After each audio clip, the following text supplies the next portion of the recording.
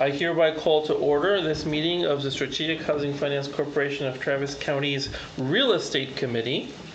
It is 11:10 by my watch, and we are going to begin with a call to order and roll call of committee members.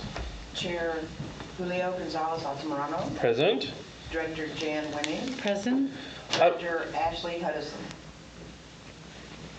Is she with us virtually? No, she's not available. Okay.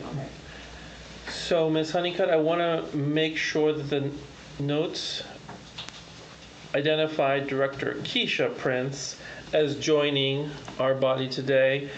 And I believe we also have a director on virtually. Director Carrie Dorman. And Director Dorman is also on there virtually. So we do not have a physical quorum, but we do have a majority of the body listening to the conversation today. No action is scheduled, just as a reminder to the public that may tune in at a later moment. With that confirmed, now we are going to look at public forum citizen communication. Is there anybody that would like to address the body today? Let me check.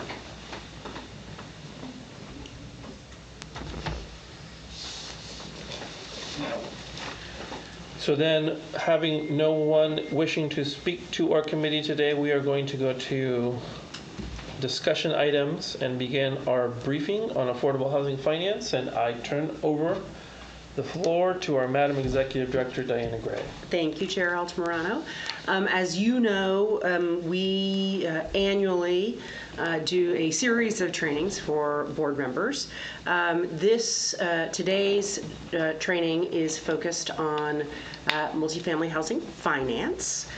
We will have some other training throughout the course of the year and other opportunities for board members, but today we are delighted to welcome Sarah Andre with Structure Development, who has been in this space for long enough to date both of us, and I'm just really excited to have time. Expect this to be quite interactive, so please do ask questions. Sarah will let you know whether you want to do that as we go or at particular times, and I will pass it to Sarah. Thank you very much. Yes. Hi, I am very good with just doing questions as we go, even, staff, I know this is a board meeting, but anything you want to bring up or correct me if I'm wrong, because sometimes, I have old information in my head. As Diana said, my name is Sarah Andre. I have been in affordable housing since 1994. And done a variety of things from, working as a consultant, working on actual developments with Austin Revitalization Authority, just in a variety of roles, and have done single family, multifamily, etc. However, for the past probably decade to 15 years, I've really just focused on multifamily finance, tax credits, bonds, all the things that involve getting more units off the ground. So, I have a presentation. It's really designed to keep me on track. I can talk about this until the cows come home. Everybody will be like, okay, enough already. So, I want to kind of go through them, but then if you have questions or you want to ask something or comment, let me know. My goal is just for everybody to have a better understanding of what we're talking about. So we can go to the next slide and I'll kind of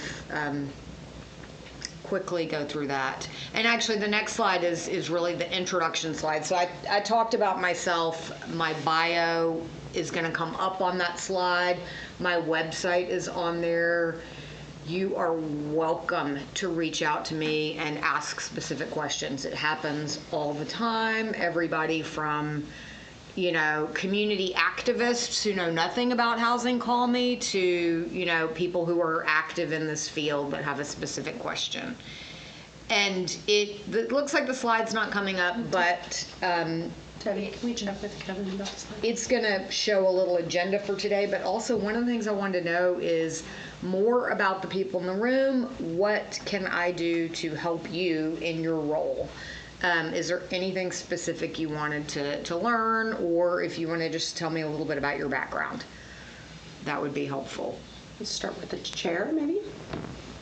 Certainly. I joined this body a few years ago along with Director Prince in the wake of the challenges of then Rosemont at Oak Valley, and was the predecessor president to Director Wenig, during which time we made some changes, including hiring Ms. Gray and becoming an independent entity from HATSE. My background is in public service and management consulting and enterprise technology. I have lived in Austin since 2006 and am a native Texan. My interests are about how we can have the most impact, which means being a effective user of the different tools that we have at our disposal, and creating a high-performing, high-quality organization. That is sort of why I value the perspective you have and the information we're going to get. It is also very important for me, as I will likely be departing next year at the end of my current term, that some of the folks that will continue, some of the new folks like Director Dorman, and the folks that will see you in the future through a web broadcast or a video, have a sense of what are some of the key levers that an HFC has to appropriately use some of the tools that you're going to discuss today at a very granular level. So when should we be doing what? What are some of the policies that we have discretion over that we can use to get more of the things that we want to do, as well as just a general understanding of where the programs you're going to discuss fit in the overall affordable housing development structure.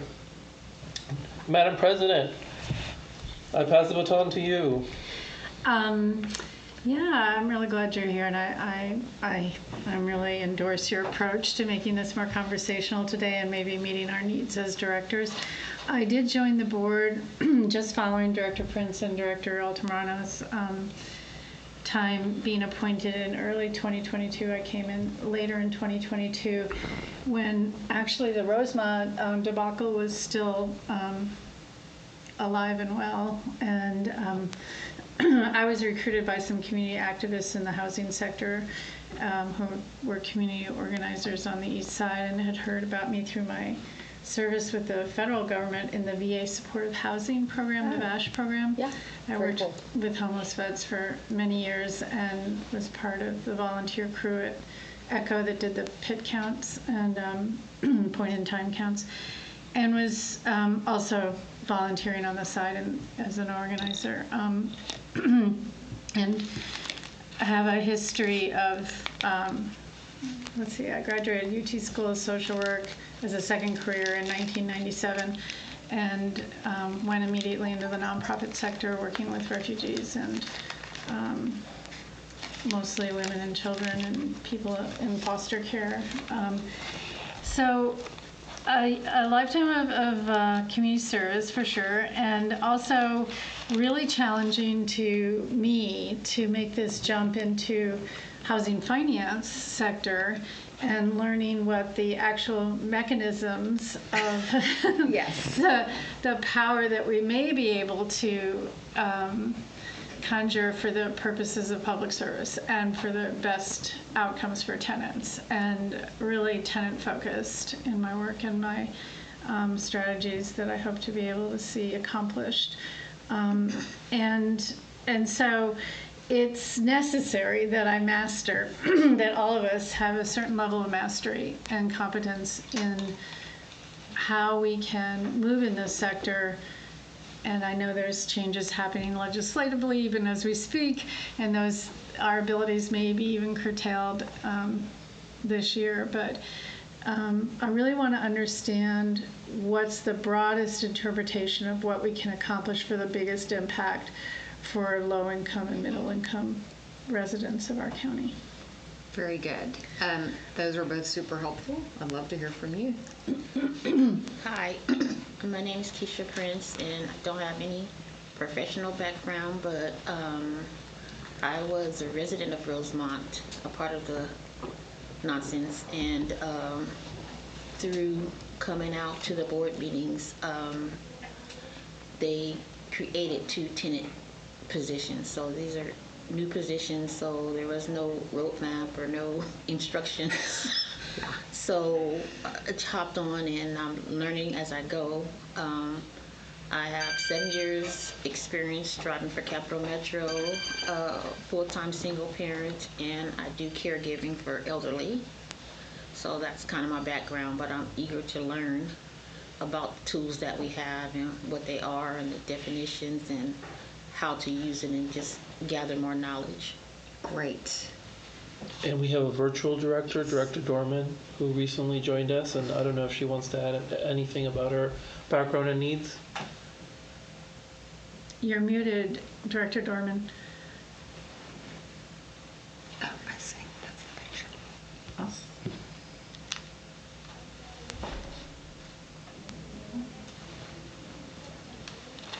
Let me just make sure that.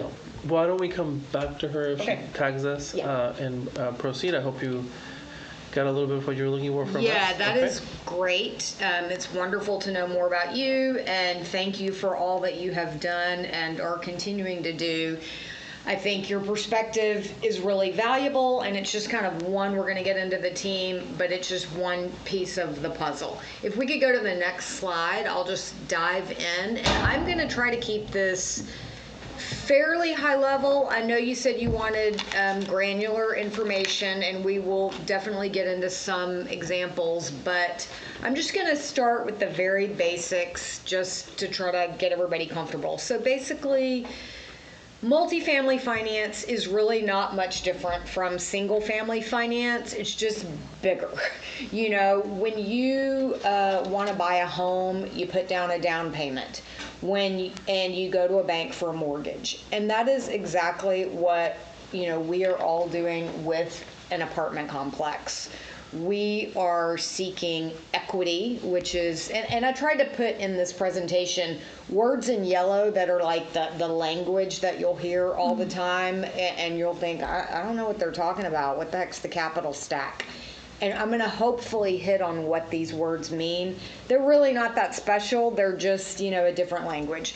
So when we're putting together a multifamily deal, our down payment is what we're calling equity. And you'll hear us go, equity, blah, blah, blah, equity all the time. And that all that is the cash down payment for the multifamily housing. And then you're going to have us talk about debt, blah, blah, blah, debt all the time. Perm debt. That means permanent debt. And that is just the mortgage. When, people pay their mortgage every month when they own a house, multifamily also generally pays a mortgage. And so those two things together need to cover the cost of construction. So, very, very basic. And then tenant rents, that's our income. That is what we use every month to pay that mortgage and to pay the cost of operations, keeping the lights on, making sure the grass is cut, calling pest control, whatever is needed. These projects get pretty complicated. Sometimes we offer tenant services. All those things have to be paid out of the rents. So another word you hear all the time from the finance people, net operating income. That sounds like, well, what the heck is net operating income? That's just the rent we collect, our income, minus all those costs. And then the net operating income is where you then pay for your mortgage.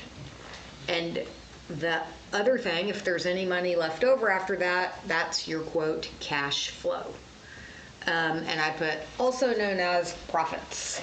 So, it's a lot simpler than you think it is. It just sounds complicated because people like me wearing a jacket are all, talking in this funny language that you're like, ooh, I don't know anything.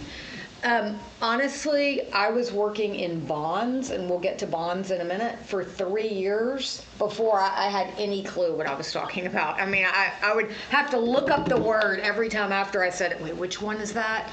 It's very complicated.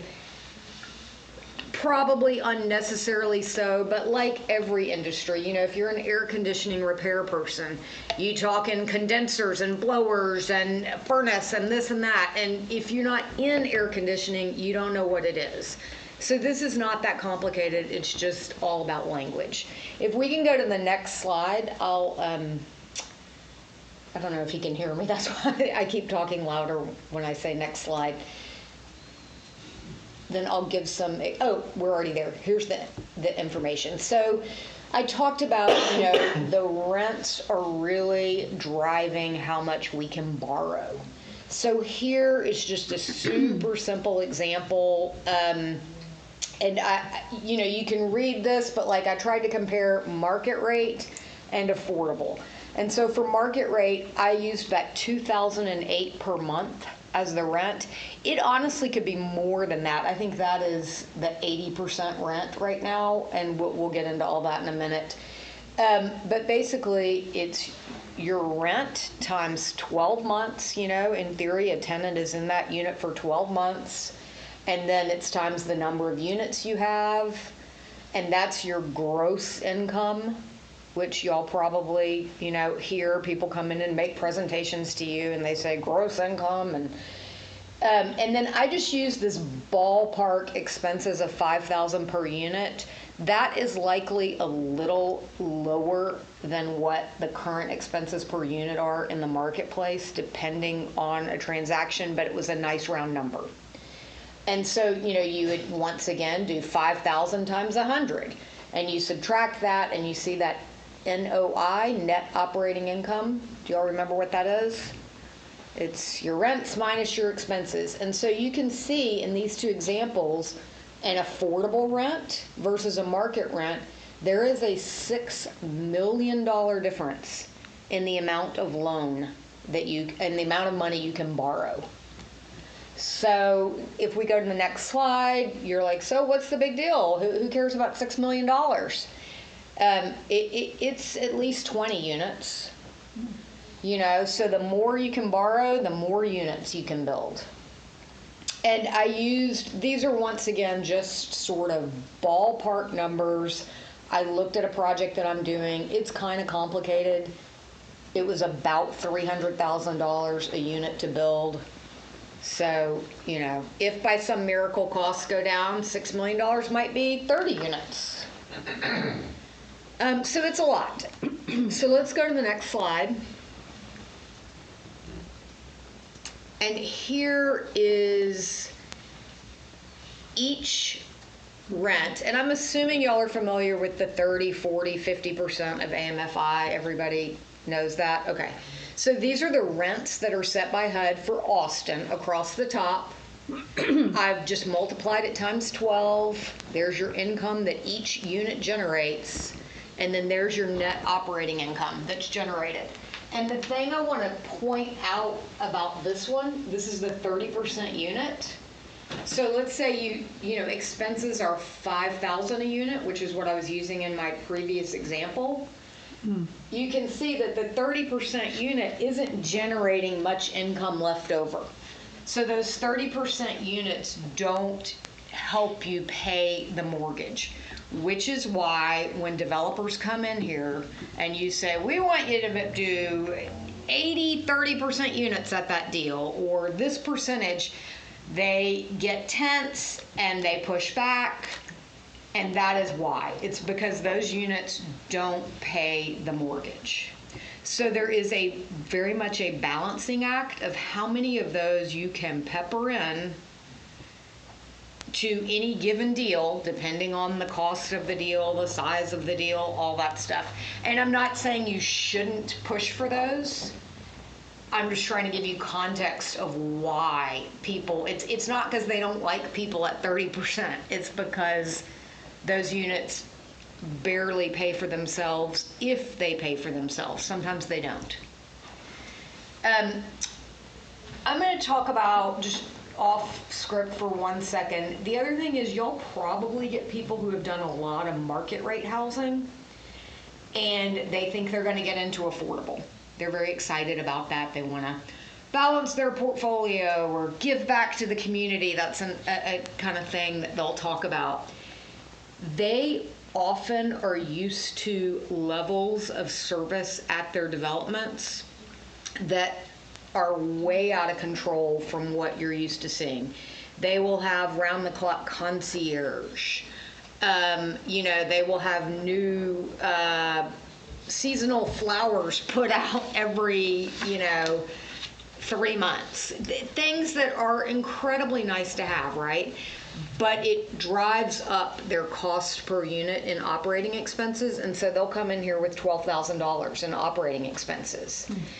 And then they'll really be like, yeah, there's no way we're doing a 30% unit or even a 40% unit, and they might get a little irritated about the 50% unit, right? Because they're not able to provide, they're not able to mortgage anything with that. So that's just kind of a good to know thing. I have challenged some of the market rate developers I've worked with to lower their level of service, which sounds bad, but I mean, do you need a round-the-clock concierge to sit there and pick up a package at 2 a.m. if Amazon delivers? I don't know. That's a policy situation for you guys to figure out. But it's just something I've observed when I'm trying to work with people who don't come at this from the affordable perspective. Okay, if we can go to the next slide. And I put on here the bottom line, basically, if expenses are too high or you don't have enough rent, it just doesn't work. And that's why projects fall apart. So, okay, one of the major tools you all offer is the tax exemption. And we're going to talk more about that in a little while, but I wanted you to see the actual numbers. So, I used a development that I am doing right now for these actual numbers. It is a 74 unit project. It is in the Dove Springs neighborhood. It is a little bit of a difficult development in that it's on a small lot. We have a floodplain. We have a bunch of things that are making us do this dense product. So it's 5 stories tall. It has an elevator. Elevators are very expensive, y'all. They are very expensive to operate. I will often hear community members, say you'll have a 3-story building and they'll want, 3 elevators, or not even community members will say that, but development services at the city of Austin will want you to put in all these elevators. Elevators break constantly. So things like that really do drive up the operating cost. They drive up the development cost. At any rate, so that project is kind of an expensive project, but it's a tax exempt project because it's on city-owned land and it's a partnership with Austin Housing Finance Corp. And these are the true differences of if we had to pay taxes, we would only have, $300,000 in net operating income, and that is not enough to make the mortgage payments on the $5.5 million permanent loan that this project has. But over there without the taxes, it is enough. And we have enough income. Do y'all know what debt coverage ratio is? Y'all hear that? Y'all know, or do you know what that is? It basically means if you want to borrow $100, you have to be able to have $120. That would be a 1.20 debt coverage ratio. So you have to have more money than is required for your debt payment. It's just a cushion that a lender builds in. Your projected income. Yes, it's a cushion in your income. So they won't let you borrow the full amount. They won't let you put every single dollar towards their loan. They want a cushion because guess what? We get big storms and people are out of their unit. And do people pay rent when they're out of their unit? Probably not. That things happen. And so you don't always have, or you get a bed bug infestation, and then that costs a lot more than normal, so things happen. So that's why they build in that cushion. So just, we can talk about this more. I just wanted you to see the cold numbers. And one of my favorite things about this is I'm just always like, the numbers just don't lie. There's no nuance in numbers. It either works or it doesn't work. There are levers you can pull, lots of levers. Interest rate being a huge one. Interest rates have a massive impact on what happens with these deals. Let's go to the next slide, please. Oh, ouch. Okay, so this is teeny, but these are the two spreadsheets of this one, and y'all can look at it. I can't even see it, and I've got on glasses. This is terrible. This is the one with taxes, and you can see like what the NOI is and the DCR down here. And then there's one without taxes. So if you're, having trouble falling asleep, you can pull up this slide and go down them, and you will see the expenses are exactly the same. The income's exactly the same. The only difference is whether or not we're paying taxes. So that's why people come in here clamoring for that tax exemption. Let's go to the next slide.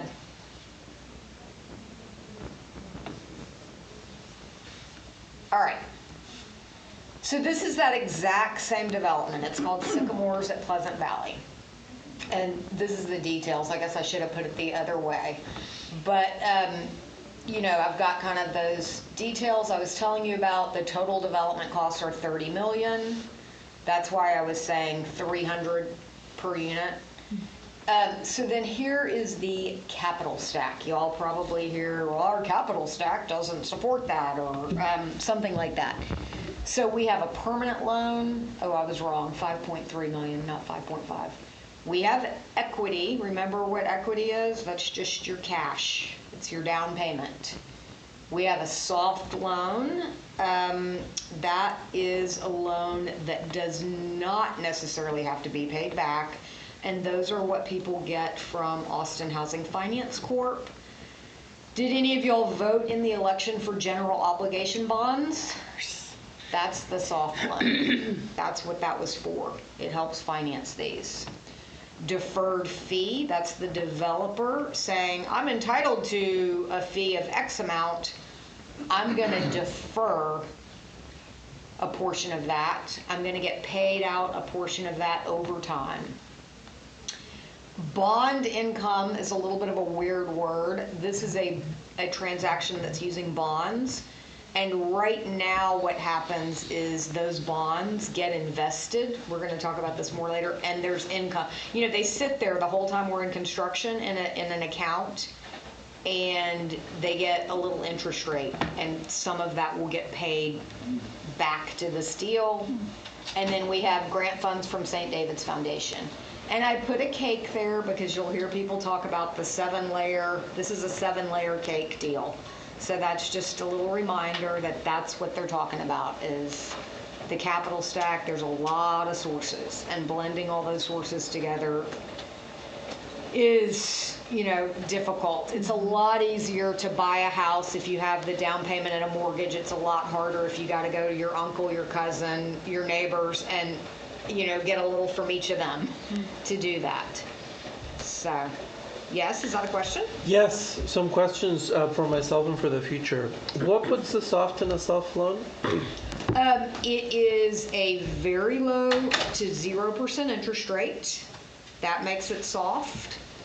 It is a payment that is not required unless you have enough cash flow to cover it. So we call those cash flow dependent. So it's kind of like you borrow $100 from your sister and you say, I'm going to pay you back next week when I get paid. And then you get paid and your paycheck's only $75 and your sister says, don't worry about it, pay me when you can.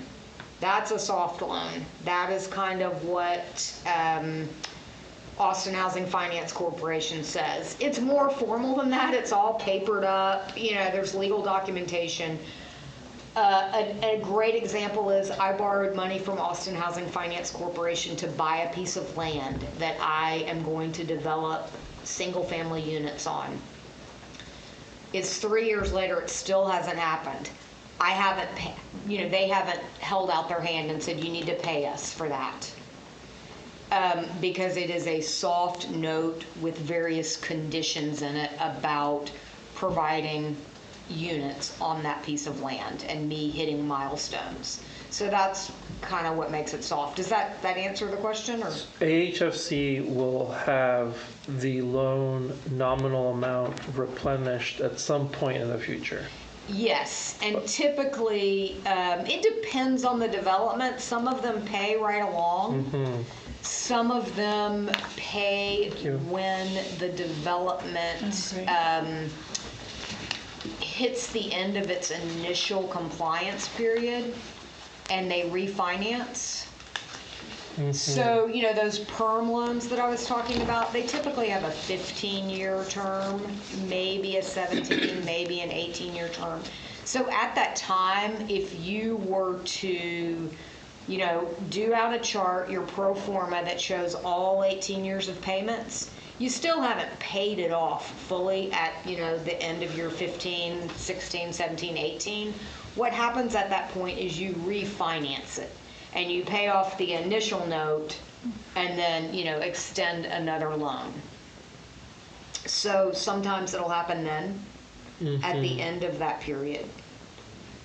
So there's erosion to the balance sheet of the soft loan provider in the sense that you're not keeping up with its real value, but they still have an asset, so to speak, in that you owe them some money.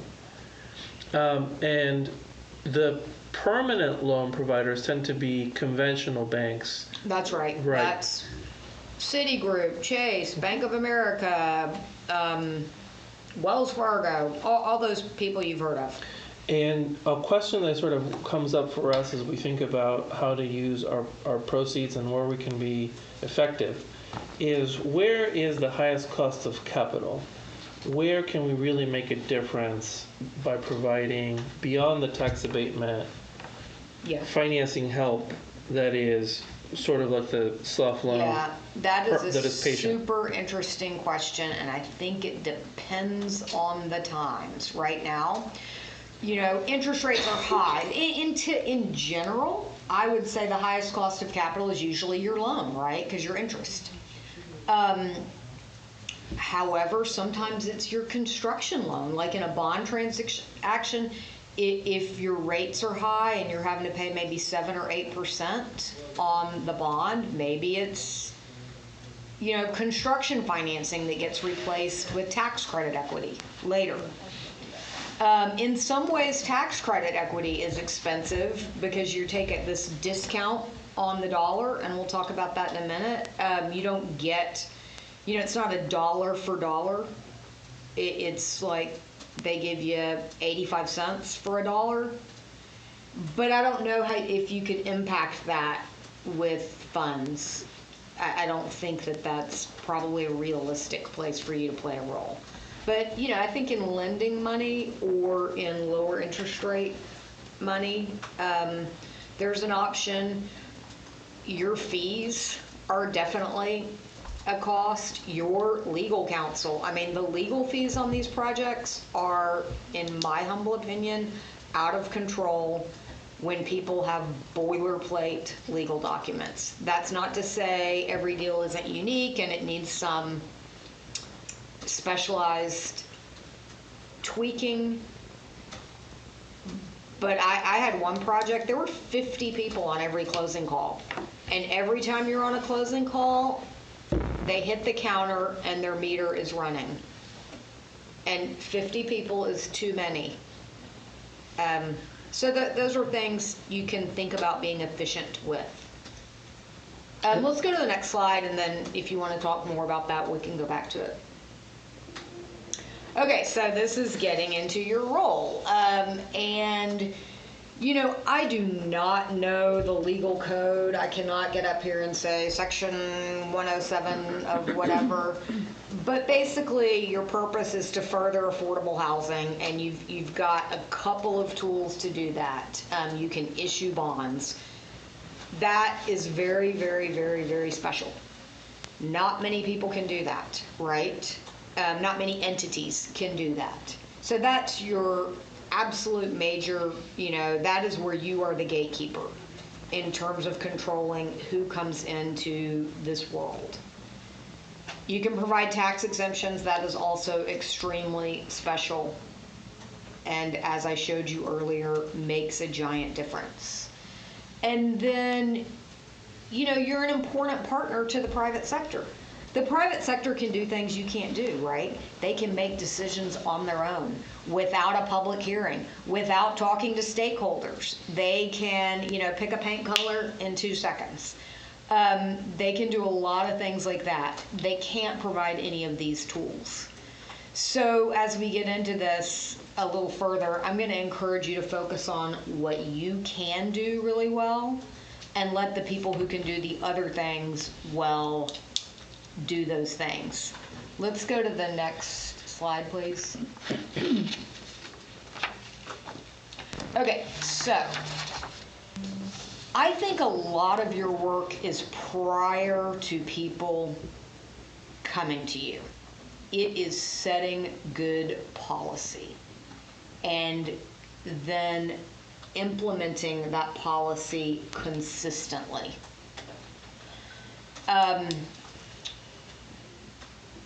I've got a long history in this, and I have told people that work at various public entities, not here, or quasi-public entities in the past, you need to screen the partners. Because a lot of times that wasn't happening. Austin, for a long time, has been kind of the hot place to come, right? And everybody, I don't know if y'all ever get out of Austin, but if you go to a national conference, not right now, we're kind of, our star is dropping, right? We're not as popular anymore. We're kind of maxed on the growth. But for many, many years, I would go to national conferences and you would hear people from who knows where get up and say, our target is Austin. We're really bullish on Austin. We're hot on Austin right now. And it would be these investment firms, I don't even know where they're from. But and Austin would rank number 7 on best places for real estate finance, number 5, things like that. So other people come from Vancouver and they go, this looks like Vancouver 25 years ago. We're going to pour tons of money into Austin. So who you let participate in your bond issuance and in your tax abatements is important. Because a lot of people want to come here. We're like the prom queen. Everybody wants to dance with the prom queen.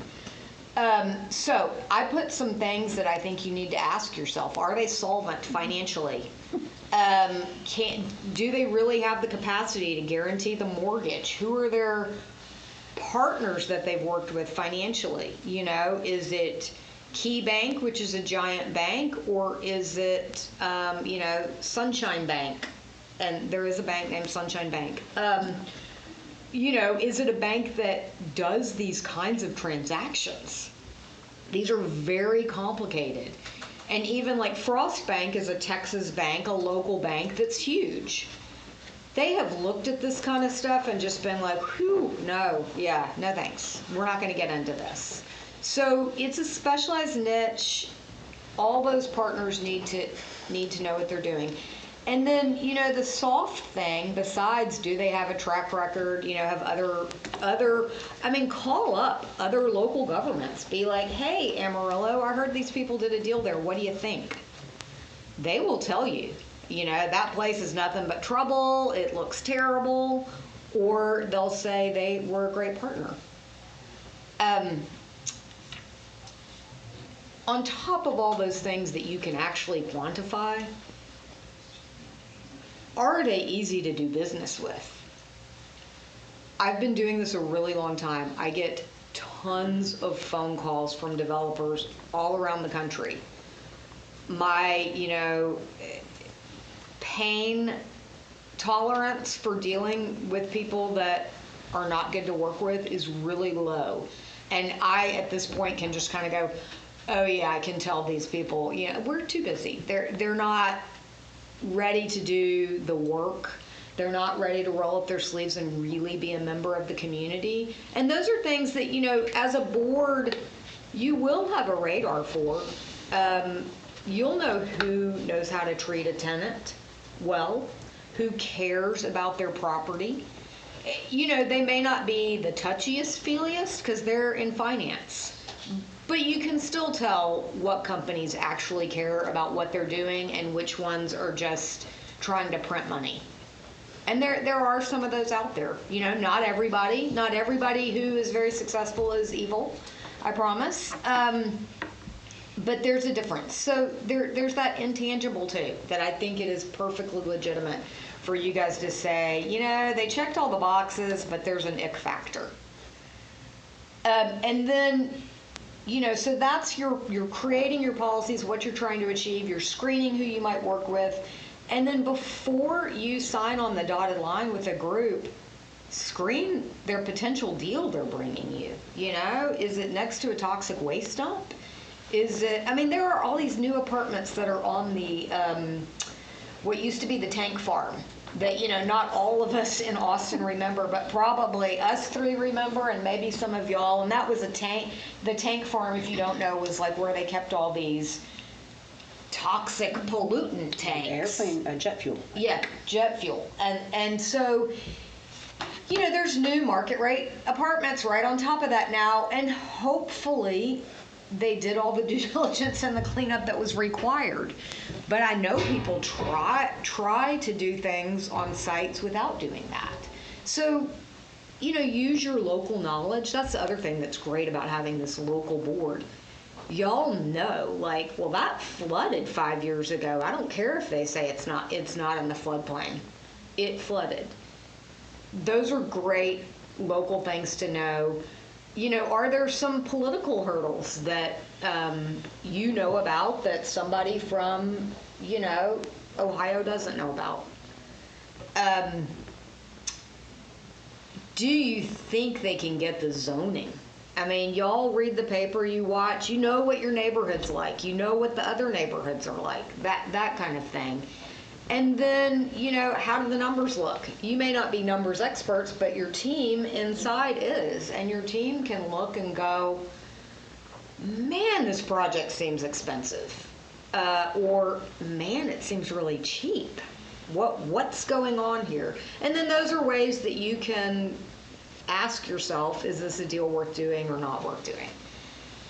And just because something comes up doesn't mean it's not solvable, but it's a chance to dive in for more instead of just going, I'm sure you don't do this.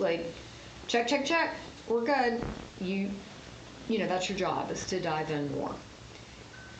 So those are really the big partner tasks. If we go to the next slide, I'll kind of tell you what your role is while a deal is rolling. Okay, so you've partnered up with somebody. Please proceed in a timely manner. I worked on a project in Fort Worth. It was a partnership with a hospital district. They would just be like, no, we can't meet. Sorry. And we must have lost financing and had to get financing back 3 times in the 4 years it would take them to get 3 people together to go, yes, we approve. So meeting in a regular manner, staying abreast of what is happening in a timely manner, it's super important. They are not kidding when they're like, the time this is taking is killing this deal. Time definitely kills projects. So sign documents as needed. They're going to come to you with these long documents. It would probably be great to have council review documents, but really some of them like TDHCA, who signs for them? Is it board or you sign? That's a great structure because she's in these forms all day long, and people see them and they get nervous. I'm signing away my life, and you're really not. It just sounds bad. So yeah, legal representation, I already talked about them being reasonably priced, but also timely. You know, I feel like, and granted, I'm not in the legal profession, so they are probably slammed with work. It probably never ends. But sometimes people just never get back to you. And it's like, are you an important client to them or are you not? You know, and they will tell you by how responsive they are. And then, you know, you just want to check in and monitor the progress. And it sounds like your staff probably does that and they'll report back to you. But really, you know, your job is to steer the ship.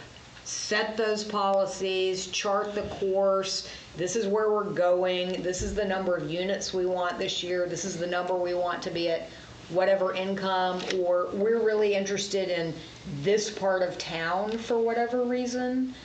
And then let everybody else do the details. Let your staff, you know, dive in. That's why you have those people. And if you can't trust your staff, you know, you got to ask yourself some other questions. And the same with your partner. Let them, you know, deal with the tenants. Let them deal with the property maintenance. That's not to say if you go by and something looks terrible, you don't call them up right away and be like, why is the sign down? Or why is half the roof blown off or whatever? But you don't need to jump into action to make it happen. You need to report to that partner and get them to do it. And once again, if you can't trust your partner, if you don't feel good about your partner, that goes back to your policy and your vetting. You need to screen those people out because this is a long-term relationship. So you need to be with people you feel good about. All right, let's go to the next slide. And I did say take all the credit because y'all are the ones that get to be in the photos with the scissors and the ribbons and, you know, and it is true. Our appointers will be doing that. Well, either way, without your tax exemption, you know, it's not going to happen. And without your bonds, it's not going to happen. So here are as many team members as I could come up with. So the Housing Finance Corp, developer, financial advisor, a tax credit consultant, that's me, your trustee, lawyers, lender, syndicator, you'll hear people call syndicators. That's really the investor, and that is who is bringing the equity to the deal. And we'll talk about how that equity comes to be in a minute, but you'll hear that word syndicator and you'll think, what? But that is just who's bringing the cash to the table. It's not their cash. They know people who have cash. That's or institutions exactly have cash, right. Just to be clear. That is exactly right. Are there any of these? I have a little brief thing about the roles on the next page, but are there specific ones you want to know what the heck that is? I'm going to talk about two. What's the trustee? That's my question. Yeah, what the heck is the trustee? So the trustee is a third party. They are not affiliated with the Housing Finance Corporation. They are also not affiliated with the bank. They're not affiliated with the investor, and they are not affiliated with the developer. And they are a third party monitor.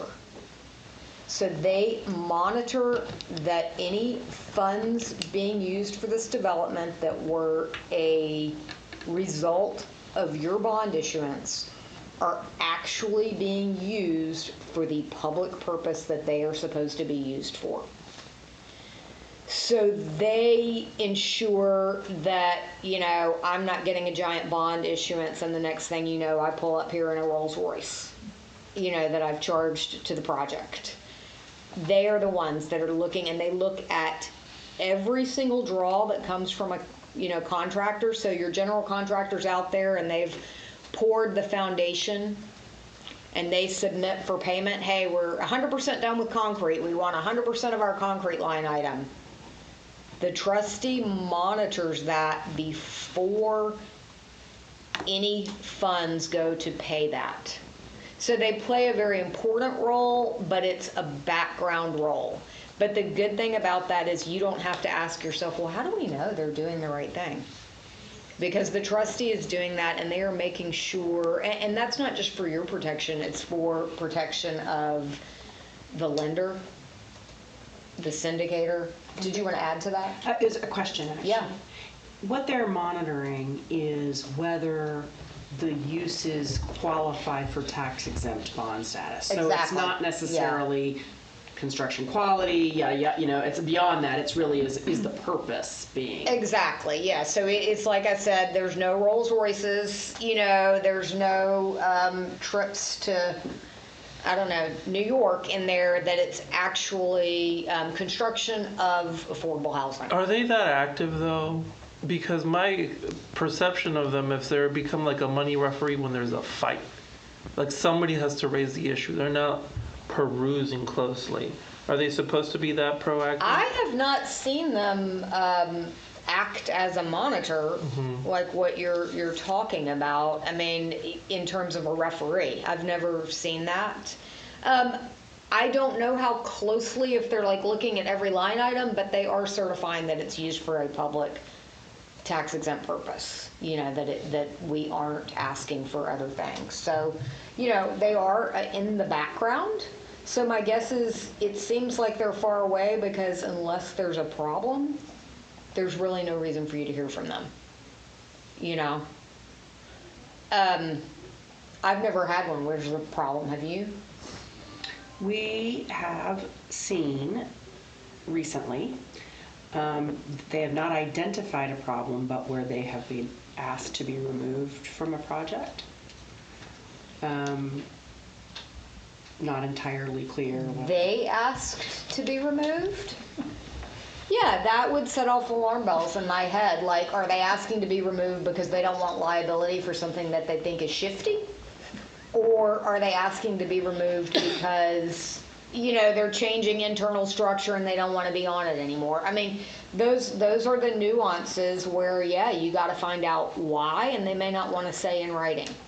Or it could be, well, I used to be married to the person that, it could be personal, it could be public. And if it's because they don't want the liability, that's a huge problem. So, yeah.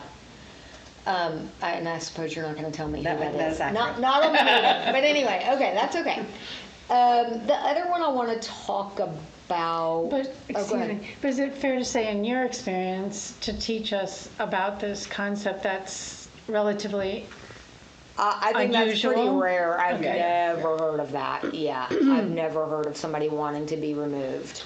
So when we're the general contractor on a potential transaction, the trustee is there as part of, in some ways, an insurance guarantee that the different pieces of sources and uses are correct. I would say, I have to say no, No. to that So then what are assumption. they doing exactly? So what they're doing is making sure that the bond funds portion of it Okay.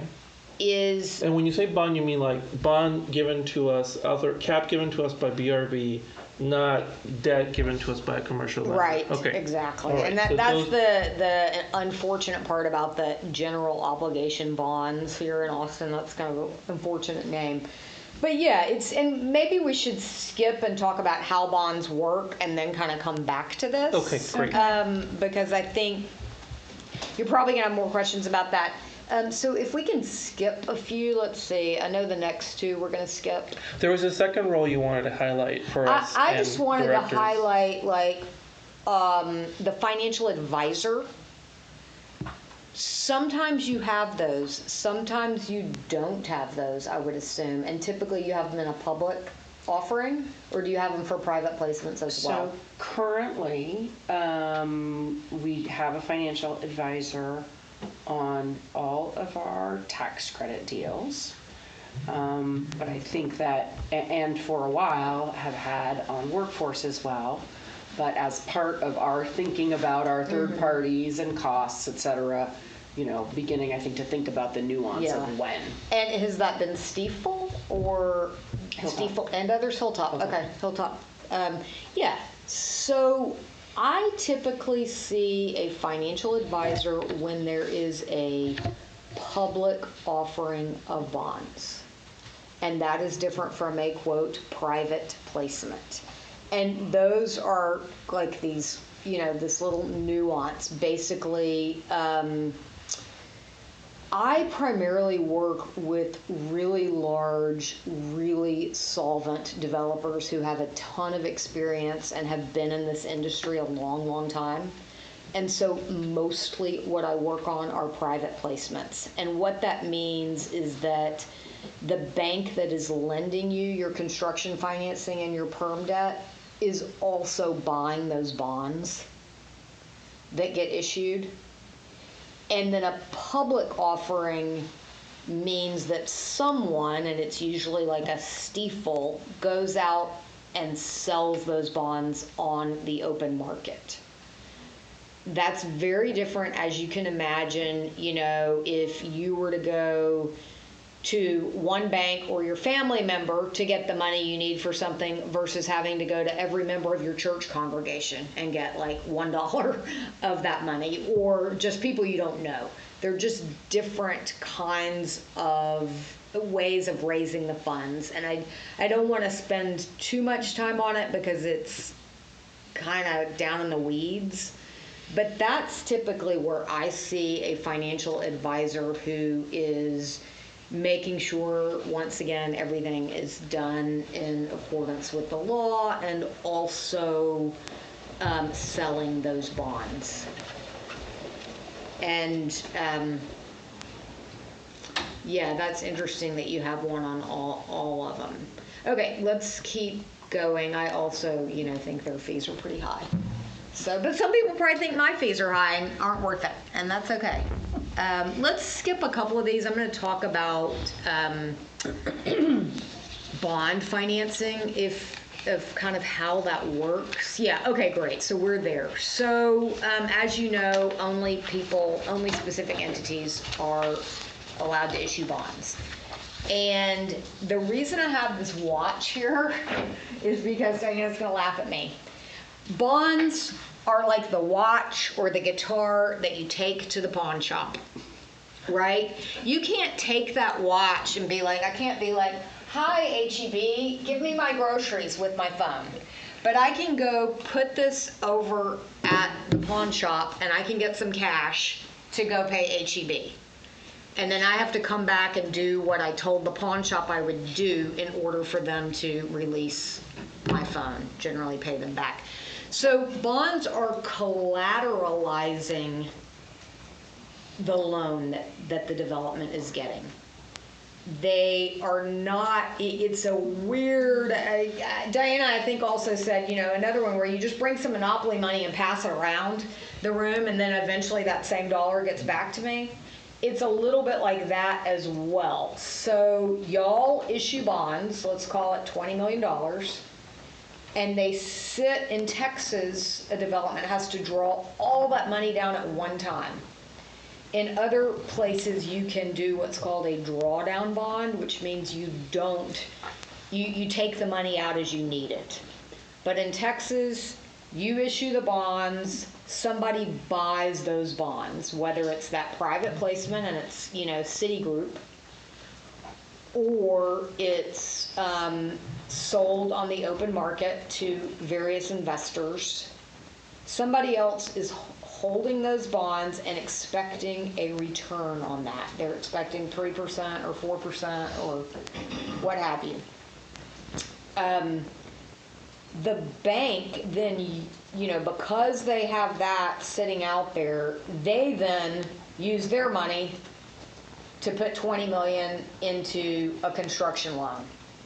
And there's the whole, hi, we spent $1 million on concrete. Great, pay the contractor $1 million on concrete. There's that whole process, which is what you're probably used to and familiar with. It makes sense. That's why there's a trustee involved, making sure that it's happening the way it's supposed to, because the bonds are sitting over there, and unless everything is met, I don't know what happens to the bonds if things aren't met. But my guess is they could get downgraded, or can they get downgraded once they're issued? I don't think so. Anyway, you might know that, David. Can they? I don't know. Oh, okay. Anyway, so that is what is weird about bonds, and that's why I said I was doing this for like 3 years before I really got it. And even now, it's very difficult to explain, but that's why I use my pawn shop thing, because you're collateralizing that money. You're not really providing the money for the deal. And then, of course, y'all know these other things. They have to serve households at or below 60%, with the caveat that you can do income averaging. And different rent mixes serving different income levels get a different priority in the bond lottery. Who is confused about the bond lottery or what that is? Oh, I can't believe it. I mean, Yeah, sure. The bond lottery is super confusing, and honestly, y'all don't even need to know about the bond lottery, really. But basically, they have like 5 different priorities, and if you're serving, for example, everybody at 30% and below, you might be a number 1. If you're serving, only 50% of the units at 60% AMFI, you're number 5. You have a 5 priority. This is for 9% or 4%? Or 4% tax credits. Okay. And 4% also has in the qualified allocation plan. There's a priority. it has for- nothing to do with the qualified allocation plan. It is the- all the the bond bond side of things? review board. Yeah, and this is the deal. 4% tax credits. They are a by right tax credit. So the other thing, and I had this on there, but I took it off because I had too many things. The other things that bonds allow is they qualify you for 4% tax credits. You cannot get 4% tax credits without a bond issuance. So the policy priorities is in how a applicant that we authorize to go in the queue. If I understand, our gatekeeping Yes. is you Yes. can go in the queue, and Yeah. then the applicant has certain attributes, Right. and those attributes through the BRBs, the bond review board's policies, Yes, get queued up. exactly. In high demand environments, like when interest rates are low, there is extensive demand Yes. for these bonds. Yes. In low demand environments, when interest rates are not as low, the kind of policy differentiators matters less because nobody wants to actually do stuff and go get money from BRB. If I understand, am I understanding the dynamic here? You are absolutely understanding it correctly. The other thing that happens is because the interest rates are high and maybe rents are going lower, there's not really enough money to finance deals. So that's the other reason people are disinterested, right? Their deals don't work. So what's happening right now, we have a huge queue. People throw it in. It's the lottery, right? You buy a ticket. And then, it comes up and they can't. They're like, that deal's not working. It's not going to happen at all. And so you get all this churn in the list. So, for example, I have a staff member every Friday. She looks to see if there's a new log, and she monitors where our projects are on that log. And we can go one Friday from we're number 14, so it probably will be 3 months. And then the next week she'll say, we're number 4. We got to get it together, because all those 10 people in front of it Dropped.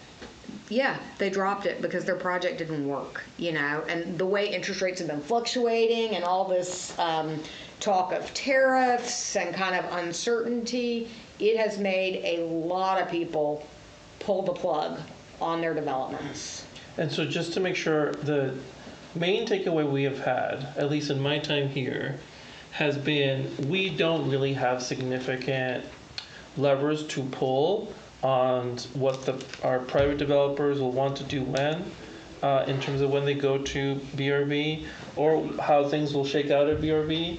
What we can do is just be very, very timely in our developer experience. So when folks are ready to do something, we make the transactions low friction. That's basically our main I absolutely ability agree to with that. influence units being built when it comes to the BRB process. And being open, we call it staying open late at key dates depending on what's happening that year. Are there other levers that are important for us to sort of internalize, because I think for me at least, I've encapsulated what happens in the lottery and in the bond review process and the dates as the private partners are going to navigate that, and we are here to, if we trust them and like what they want to do, Yeah, to support it. support Yeah. it. We really don't have a lot of levers to nudge or push. Influence, yeah. No, not unless you want to force people to do lower income levels, which would get them a lower priority or a higher priority, a lower number, they'd be a one. That's just not always possible. Sometimes it is and sometimes it isn't. Is one 15% at 30? I think That's so, what I yeah. heard. And that's, that's Well, there's 1A and there's 1B, so yeah. not insignificant. Okay. Is the determination of priorities at all just based on affordability levels, like it's a mathematical formula, or there's other attributes of It is consideration? 95% the income levels. There's also whether or not you are in a high income census tract, like compared to Yeah. the census tracts of Texas. That has come up on a project for me maybe one time in 50 projects as being a factor. It's extremely unusual because to do these, you really need that basis boost, which we'll talk about in a minute, which means you're not typically in a census tract that has a higher income than the average census tract in Texas. So, more questions, more talking? Okay. Let's go to the next slide.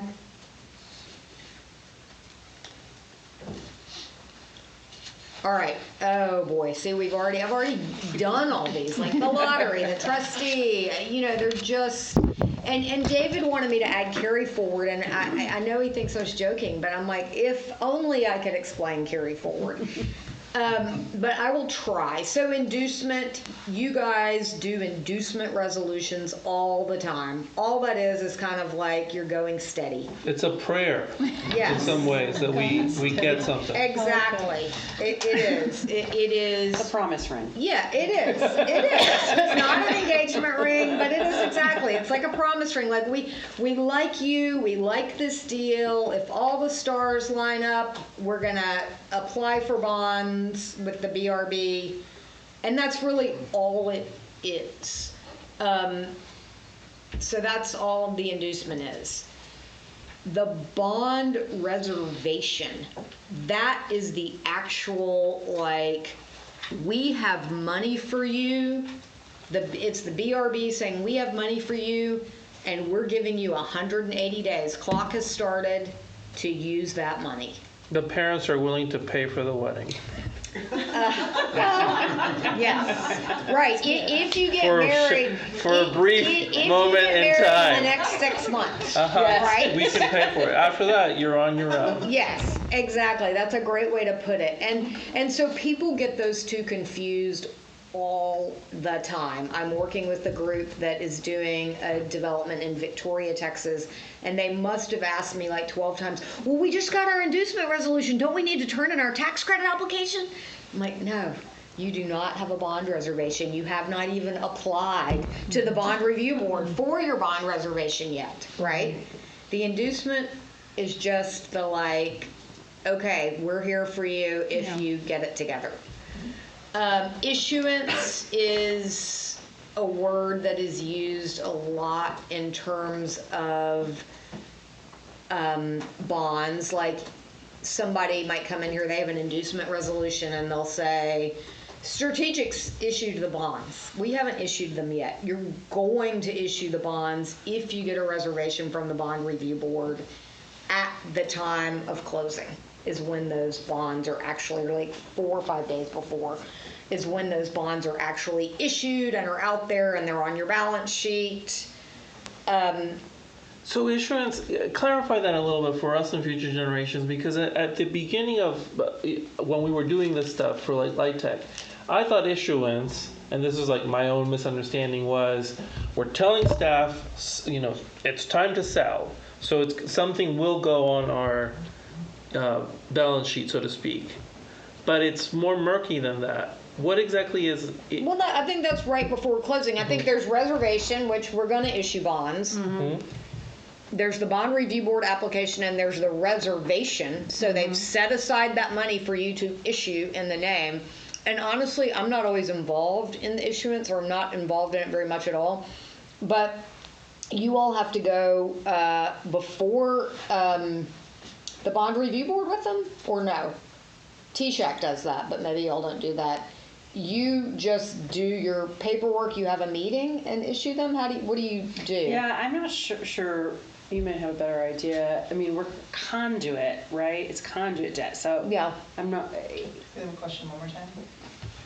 It's just what is the actual issuance of the bonds? It's right before closing, right? Yeah, I mean, it all happens simultaneously, doesn't it? Okay, look, we have all these, see, I told y'all, we have all these professionals in the room and nobody really knows. Wow. But so for these directors and future directors, issuance. got it? Go ahead, Mr. Russell. We have to hold a TEFRA hearing. Yeah. Yes, yeah, the Oh, TEFRA what? hearing, right, Right. right, the TEFRA hearing. Tax, what is it? Yeah. Oh, God. And Tax is it exempt finance regulatory something? us or the court? Yes, that goes before the commissioners. It's the court that has that one, right? Yeah. Yeah, that's a public public meeting. I think that's required for like all bonds It is. in advance of all. In That has to happen advance of in the advance. issuance, yeah, between reservation and issuance, you have your TEFRA hearing. Those are funny because I've never been at one where there was one single person to Yeah, speak. I've never heard of anybody either. Not once. They typically take 4 or 5 minutes. And when you use a financial advisor, like when you have Stiefel or maybe Hilltop, often they will, I'm not going to say run that hearing because it is a public meeting, and so whoever the public body is has to run that meeting, but then they'll be there to, supposedly answer questions. There's never any questions. There's never any public, sentiment about it. I think if you really, really, really were regretting your choice on bond issuance, maybe you could have all your tenants come out and speak at one of those. That would be a great, last minute way to kill a deal. Which nobody really wants, but it's always good to have in your back pocket a strategy, right? But yeah, issuance is the actual bonds are issued, they are sold, whether that's to your private placement investor like Citibank, I keep using them because I deal with them a lot, or whether it is out on the public market. So like in a public market one, Stiefel, they will do the TEFRA hearing, and then they will go out and issue those bonds. Or you rubber stamp it somehow, they're issued, and they sell them to individuals, and that in those public offerings, that does take place prior to the closing, because they can't, they don't have anything done prior for the bank to, there's no collateral, right, if they don't make the trip to the pawn shop, for them to lend the deal money. And just to be really pedantic, since we're doing this, and I hope others will benefit from this in the future, we say conduit because we are a conduit to an a separate partnership. Is that what we mean? Or No, we are a conduit because we as an entity are not the ones creating the bonds. The bond capacity is coming from the federal to the state level to us, and we are the conduit for that. Is that that's ours?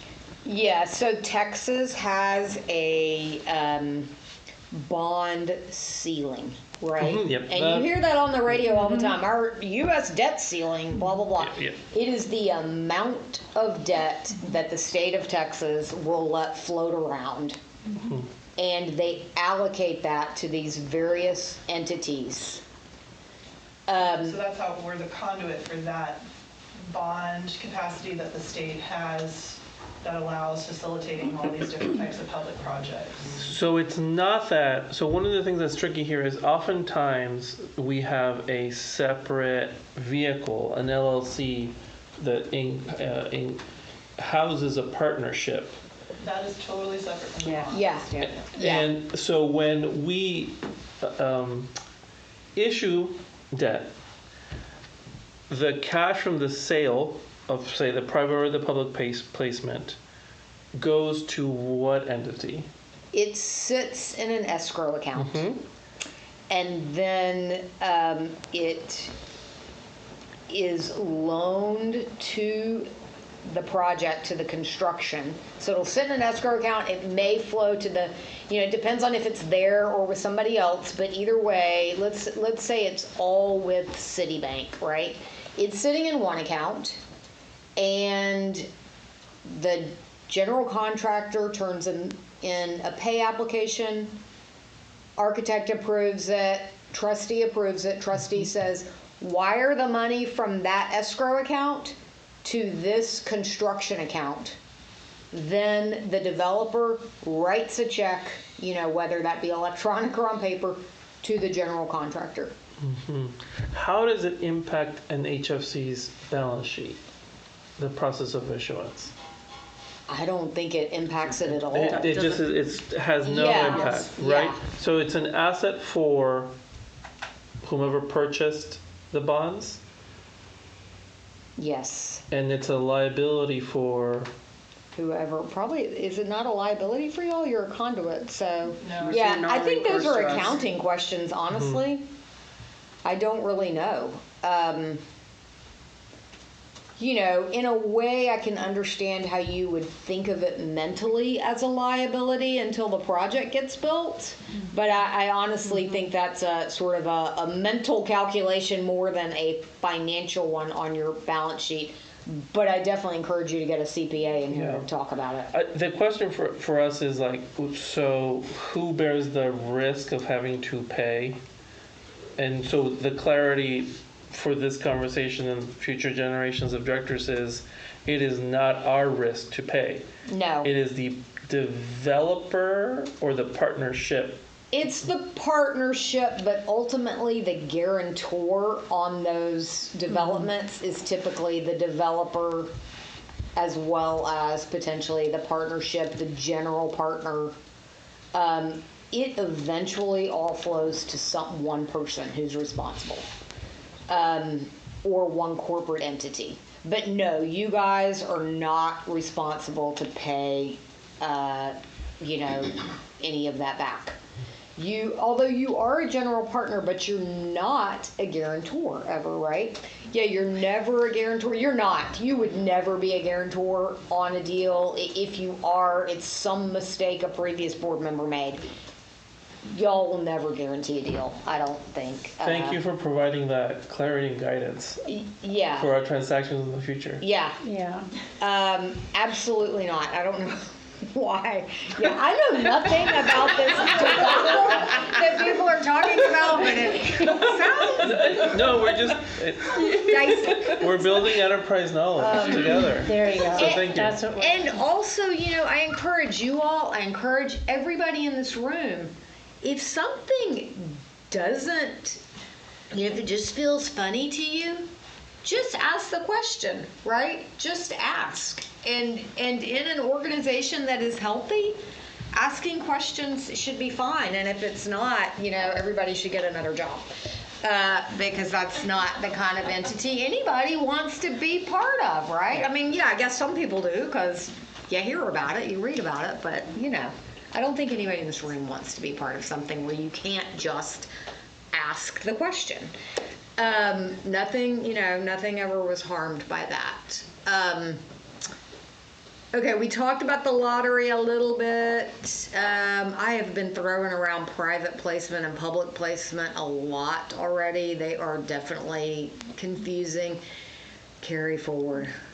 Okay. You've been So circling it. I do not understand how carry forward works. I will tell you that right off. I just know that sometimes at the end of the year, developments can apply for carry forward, and there is traditional carry forward and non-traditional carry forward. And I would have to look those up and I could read out to you what it says, and I still wouldn't know. They're two different types of carry forward.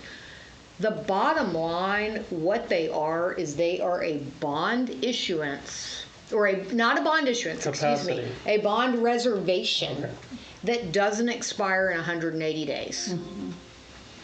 One of you can get a 3-year time frame. And that is very beneficial for an extremely complex transaction. I'm working on a project in Houston called Bernicia Place. It is on a what their equivalent of Capital Metro site. It's on like a transit stop, and it's with the housing authority as the developer, and they have a partner that's gonna help with the development. It's just an extremely difficult transaction to bring together, right? They have these two giant public entities. They've got a lot of moving parts. They have the TDHCA stuff. So all last year we got our reservation and we were going, and then it was like, we need $10 million more, and the entity that said they were going to give it to us isn't having a meeting, And anyway, so their council wrangled a carry forward for them. And so literally last week, it was a year later, and they said, okay, we're ready to go. Bernicia Place, it's back. And I was like, do you have a bond reservation? I was so confused. I'd completely forgotten. And they said, remember, we got carry forward last year. And that meant they have a bond reservation that hasn't expired. And more importantly, it means we have plenty of time to put our paperwork in order. We're not on one of these crazy clocks where we have 3 days to get it together. So yeah, it's just a bond reservation that doesn't have that short 6-month view. So the parents are willing to pay for the wedding if it happens in the next 3 years. The carry forward is the result of reservations not being utilized. That is So it is correct. indicative of perhaps a macro environment where things are having a tough time penciling out. Yes. So it is not something we can, or future directors can anticipate is always going to be available. But if we're thinking about a 5-year or 10-year frame and the economy remaining cyclical, it's sort of, when there are droughts in development, or there's not as much appetite for risk taking, or interest rates change, carry forward might be available. And so one of the things that's appealing about it is it does not have as hard timelines. That's the main thing. That's really the appeal, is that you've got time. So if you have a very complicated transaction, carry forward is a blessing. Another one that used carry forward was in Galveston when the hurricane wiped away a bunch of public housing. They were trying to replace public housing. That was a very challenging transaction on so many levels, from taking care of the immediate needs of residents to people who didn't want to see public housing brought back, who were protesting it, to just putting together the financing. So that was a perfect kind of development to really seek carry forward. What happens more often is that developments just get back in line. And, they do all the work, they get, almost ready to walk down the aisle, but not, something doesn't happen, and they give back their reservation, and they apply again, and they wait in line a second time. And I've had many, many projects do that. It's not at all unusual, and it's not a sign that it's all terrible. In Austin in particular, it takes forever to get a permit. And if you don't have a permit, you can't close. And if let's say you win in the lottery and you got number 1, but you were still waiting on that permit, that number 1 is just useless to you, right? You cannot close the transaction in the time frame because development services is still sorting out your underground water storage or whatever thing they require here that's so complicated. So extremely common, and it should not create a crisis of confidence for this board if you hear, oh, we had to give our reservation back and we're getting back in line. That's just, no big deal. And back to the trustee. Yeah. That elusive group that doesn't do very much. They only charge like $7,500 a year, so maybe your assumption is right that they're not looking very hard. I wouldn't want to put that on those groups. I would love to have one of them come here and tell you exactly what they do. Could you just reiterate what is the encyclopedia version of what a trustee is supposed to do? In my mind, what they do is they are ensuring that the funds in the transaction, the bond funds that were, vouched for / issued by Strategic are actually being used for their tax-exempt public purpose, which is the creation of affordable housing. Very broad. So I think tax exempt being the key. Because Yeah. they're protecting the tax exempt status, Yeah, is my understanding. Yeah. yeah. And they do that by looking at documents. Reviewing draws, basically. Yeah, reviewing the draw. Yeah, Viewing draws. Oh, all right, got it. yeah, construction draws. All right. It's a human looking at documents saying, yes. Right now, it's still a human. Is there a signature? I'm sure there is, yeah. Okay. Got it. And I say a signature, for all I know right now, that's now become an encrypted key on a, Yeah. but Some indication. yeah, Okay. definitely. So, okay, let's go to the next slide, please. And how long am I taking? Are y'all just ready for your break, or? It's going on. I believe the vice chair wanted a break at some point. Is this I would how are we love a feeling? 5-minute All break. right. Do it, So- yeah. And I'm, available if anybody wants to talk about something specific, or tell me I don't know what I'm talking about. That's also good. Let's be back here at 12:40 Central Do Time. it. Never get to work with Nick Diana, Walsh. we're all here. Yep. I did a little bit of. Let's get We are gonna going. start again. Yeah, let's get going. And I want to reconvene this meeting and note for the record that I believe Director Prince and Director Dorman are no longer with us. So there is no virtual quorum or actual quorum. And we will continue our discussion if staff and Ms. Andre are ready. I am ready. Okay. All right, let's do it. Tax credits. This is going to be really fast. This is an IRS program. So a lot of people think it's housing money. It is an IRS program. It is administered to every single state in the union. And here in Texas, that is from the Texas Department of Housing and Community Affairs. They set out their rules, as you mentioned before, in the QAP. That is the Qualified Allocation Plan. And then they also have their multifamily rules, and there's, generally speaking, various hidden Easter eggs on their website where you find the stuff you need. But if you read the QAP, you'd be in good shape. They basically review your application. So I mentioned earlier that if you have a bond, have a bond reservation, you are entitled by right to 4% tax credits. TDHCA is where you go for your application of tax credits. And they are reviewing your application for those for a couple of things.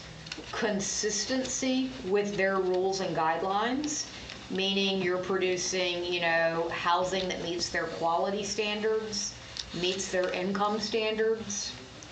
And then they are also underwriting the development to make sure it is financially feasible according to their underwriting standards.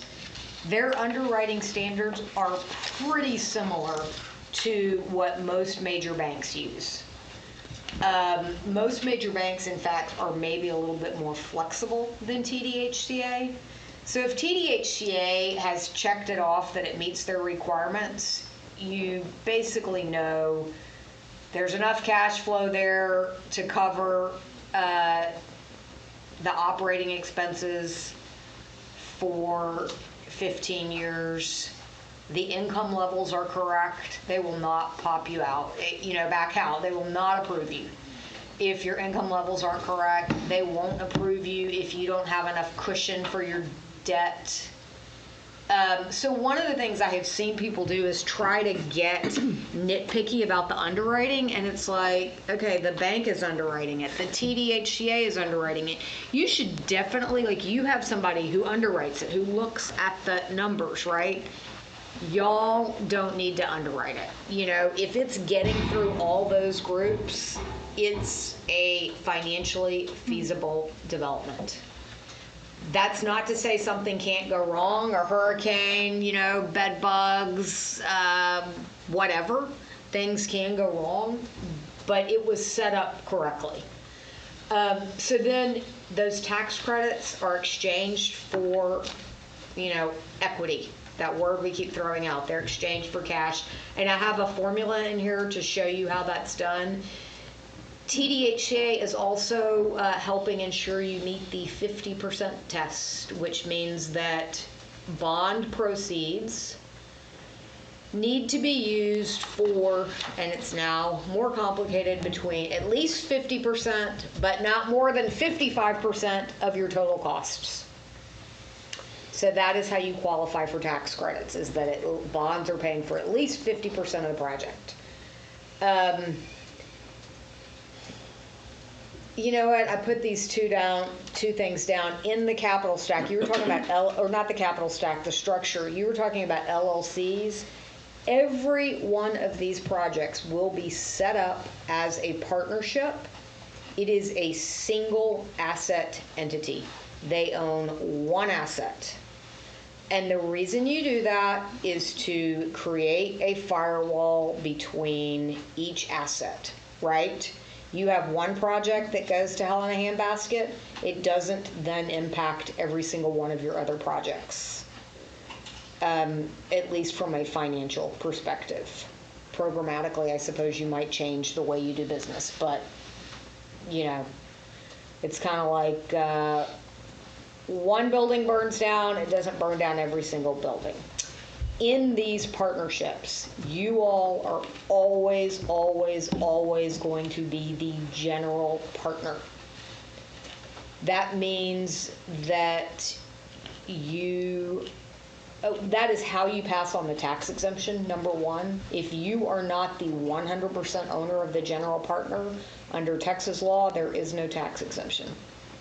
So you're always going to be the general partner. In these partnerships, the general partner only owns 0.01% of the development. The limited partner, which is your equity provider, your syndicator, whoever's bringing that big chunk of cash to the deal, they own 99.98% of it. Of the structure. Yes. And its value. But the agreements are a contract about income disposition. Correct. So what and it's just to clarify, because this took me a long time to understand. In reality, it's sort of, when we focus on, to fully understand, what we're talking about that is ownership over the bricks and mortar, Correct. Not the entitlements about how the bricks and mortar makes money. Yeah, I think that's fair. There is typically a special limited partner, and that is the developer that has come to you. So you're the general partner. You will, I'm sure 9 times out of 10, will you end up owning the asset eventually? Not always. The rights of first refusal, et cetera, are pretty weak, Okay. generally. Okay. So you're in there as the general partner. They are a special limited partner, and then the limited partner.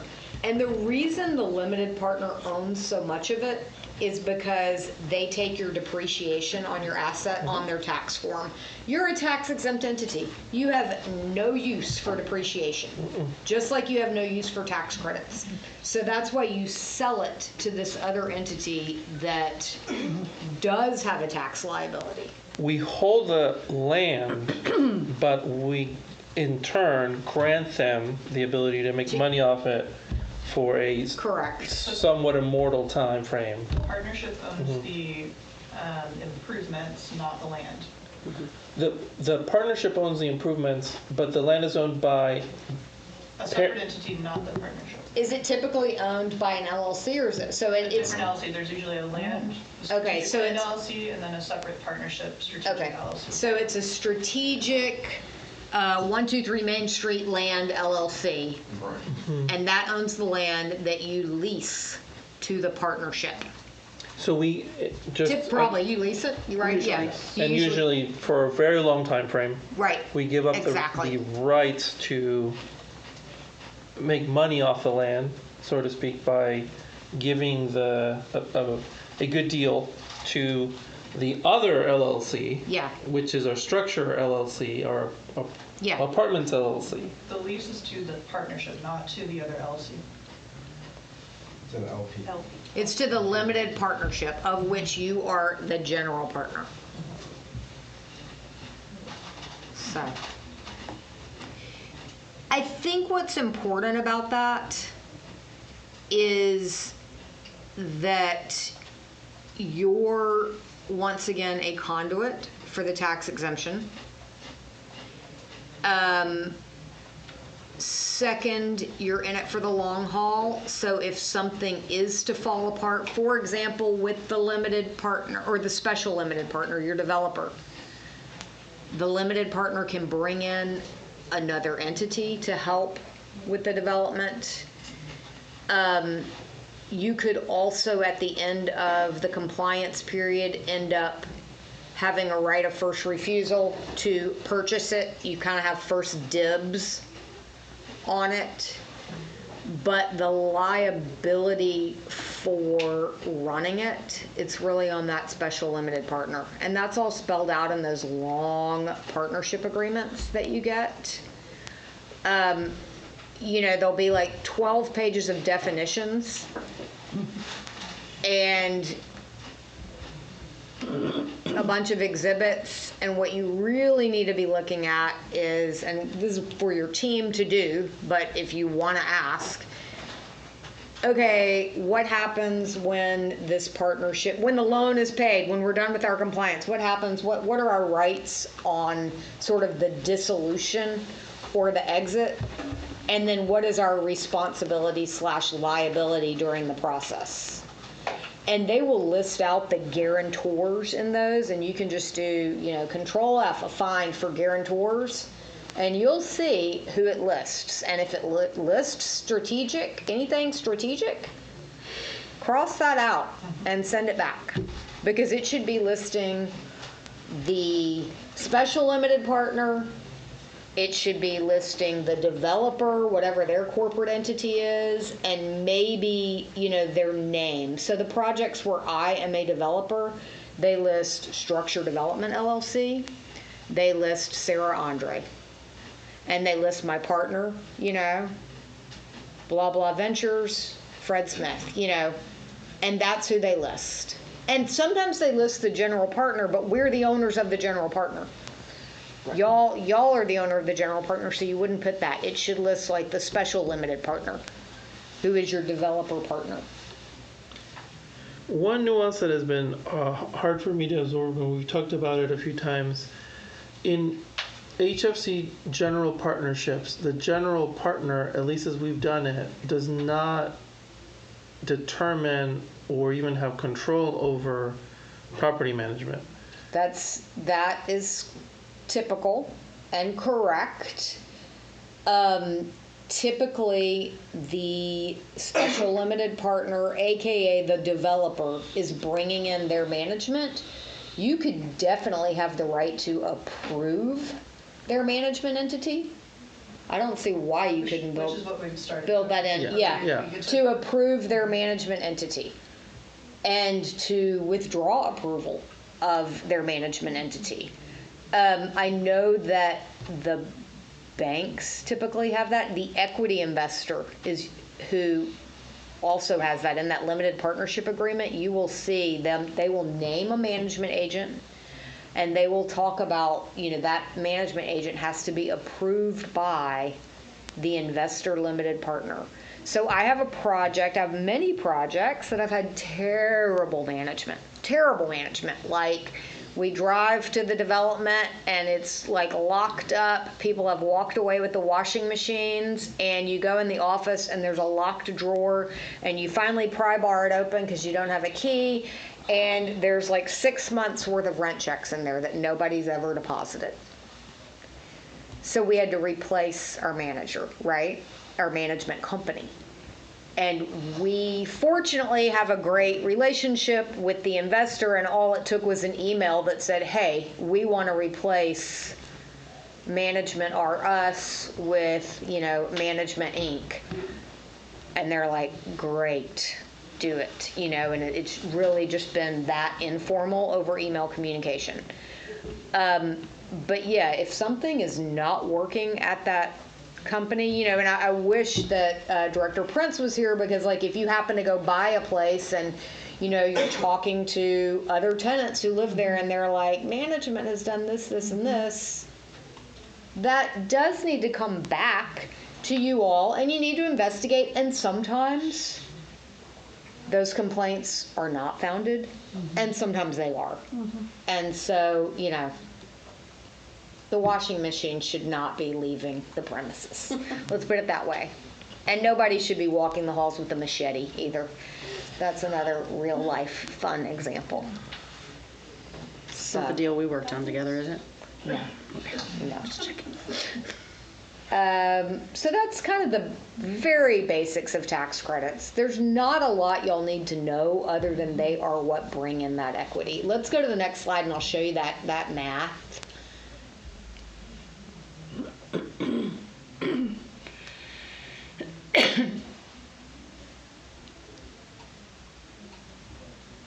We've got a. It's a black box. Yeah. Well, it is magical. I have a little magical icon on there What for it. happens?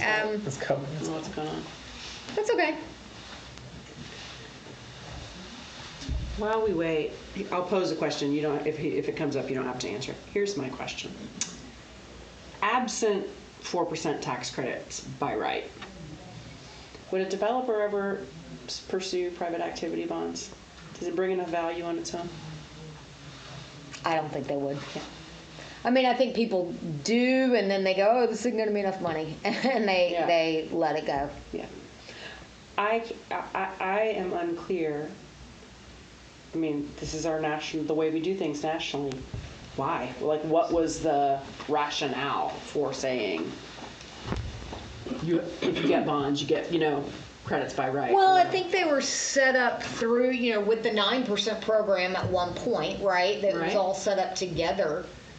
And who knows? I would have to go back and look at who did the initial legislation. But I think what they said is, we've got this great 9% tax credit program, and let's just add this sort of boost if you're going after tax-exempt bonds. I think it's definitely possible that way back when, people did do these without the tax credit boost, but we were in a different cost environment. Yeah. Sorry, that was a... Anyway, And probably also more useful if the state of Texas is not making you draw down everything at once, right? Yeah. Because you're not paying Yes, because you're not paying so much interest on it. Yeah. Okay, so tax credits are awarded on your eligible basis. I don't know that y'all really need to know about that, except for that developers are going to come in here and talk about our basis is. Basis is just items that can be depreciated, right? Land appreciates. Your car depreciates. It becomes worth less year after year after year. In theory, that's what happens to a building too. If you ever look at your, tax statement, if you happen to be a homeowner, you'll notice that the land keeps going up, but your house, it might go up because we've been in a weird market, but your house tends to stay more the same because it's becoming worth less as it deteriorates. So this is just a very quick and dirty example. I made these numbers completely up. They're probably in proportion to one another, but this is not a real deal. You cannot do anything for $13 million anymore. Not anymore. So land doesn't go into that calculation. Marketing Marketing is not worth anything, ever. It doesn't go into it. Developer fee does go into it. Construction, do you see how I only put part of it in there?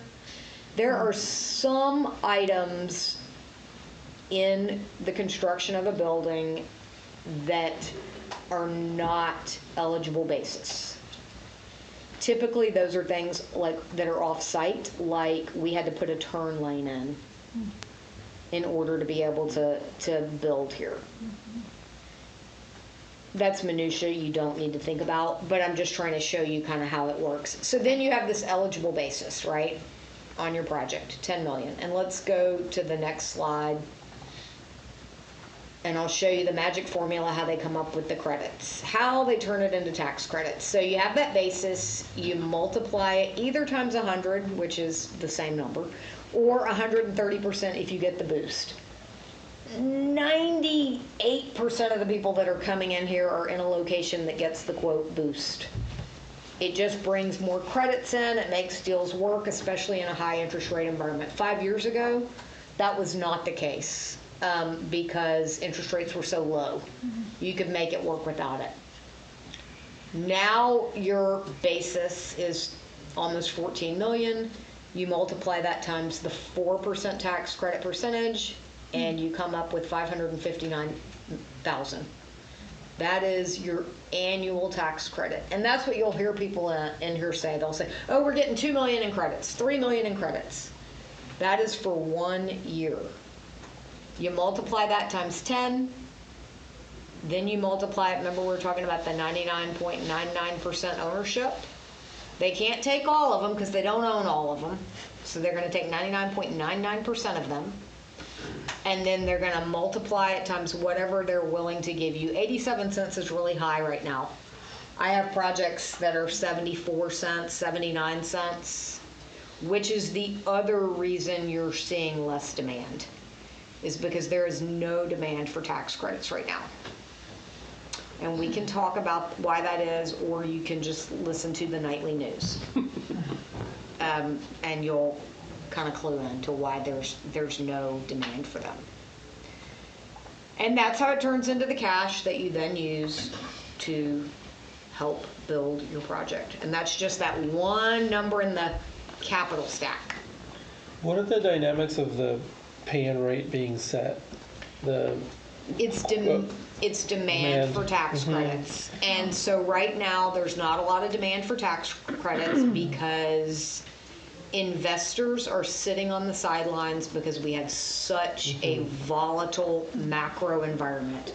But I'm trying to remember, there's a particular set of investors that at least in the Central Texas, CRE, right? CRA investors, yes. Yes, everywhere, yeah. Yeah, and that's everywhere. The Credit Reinvestment Act, is that Community Reinvestment Act? Gosh, it's been a long time since I had to say it. Community Reinvestment Act. Basically, this was an anti-redlining law. You have to invest in the communities where you have a presence. You can't just, withdraw money from that community. You have to put money back into that community. And so CRA investors, they do get credit on their Community Reinvestment Act report. I believe those are a 5-year cycle. Is that it's a 3-year cycle? 3 year, but everybody's on different timelines. It's all a mysterious thing. It's a 3-year monitoring cycle, right? If I'm a bank and I get monitored in 2000, I'm not up again until 2004. And when you're getting monitored, that's when regulators come in and see if you're actually investing in those communities. So that's when you want to have a pipeline of developments in whatever that community is. Austin doesn't have a lot of CRA investors. We, as you know, are not home, we're not the headquarters for a lot of financial institutions. Dallas has more. Houston has more. We do have some, though, and so, different banks from time to time will need to make an investment. I just did a deal last year in Eagle Pass, Texas, if you know where that is. It is way down on the border and way west of the valley. It's not the valley, it's kind of out there. And I was just like, Why are we going to Eagle Pass? Yes, there's a need for housing, but nobody's going to want to invest there. Lo and behold, Freddie Mac had CRA need in Eagle Pass. We got, I think, 89 cents, which is like unheard of for a, can you even call it a tertiary market? I mean, it's really unheard of. It's a rural market. You would never normally be able to attract that much investment there. But we just got lucky. So that's kind of the dynamics. Other things that are going on is,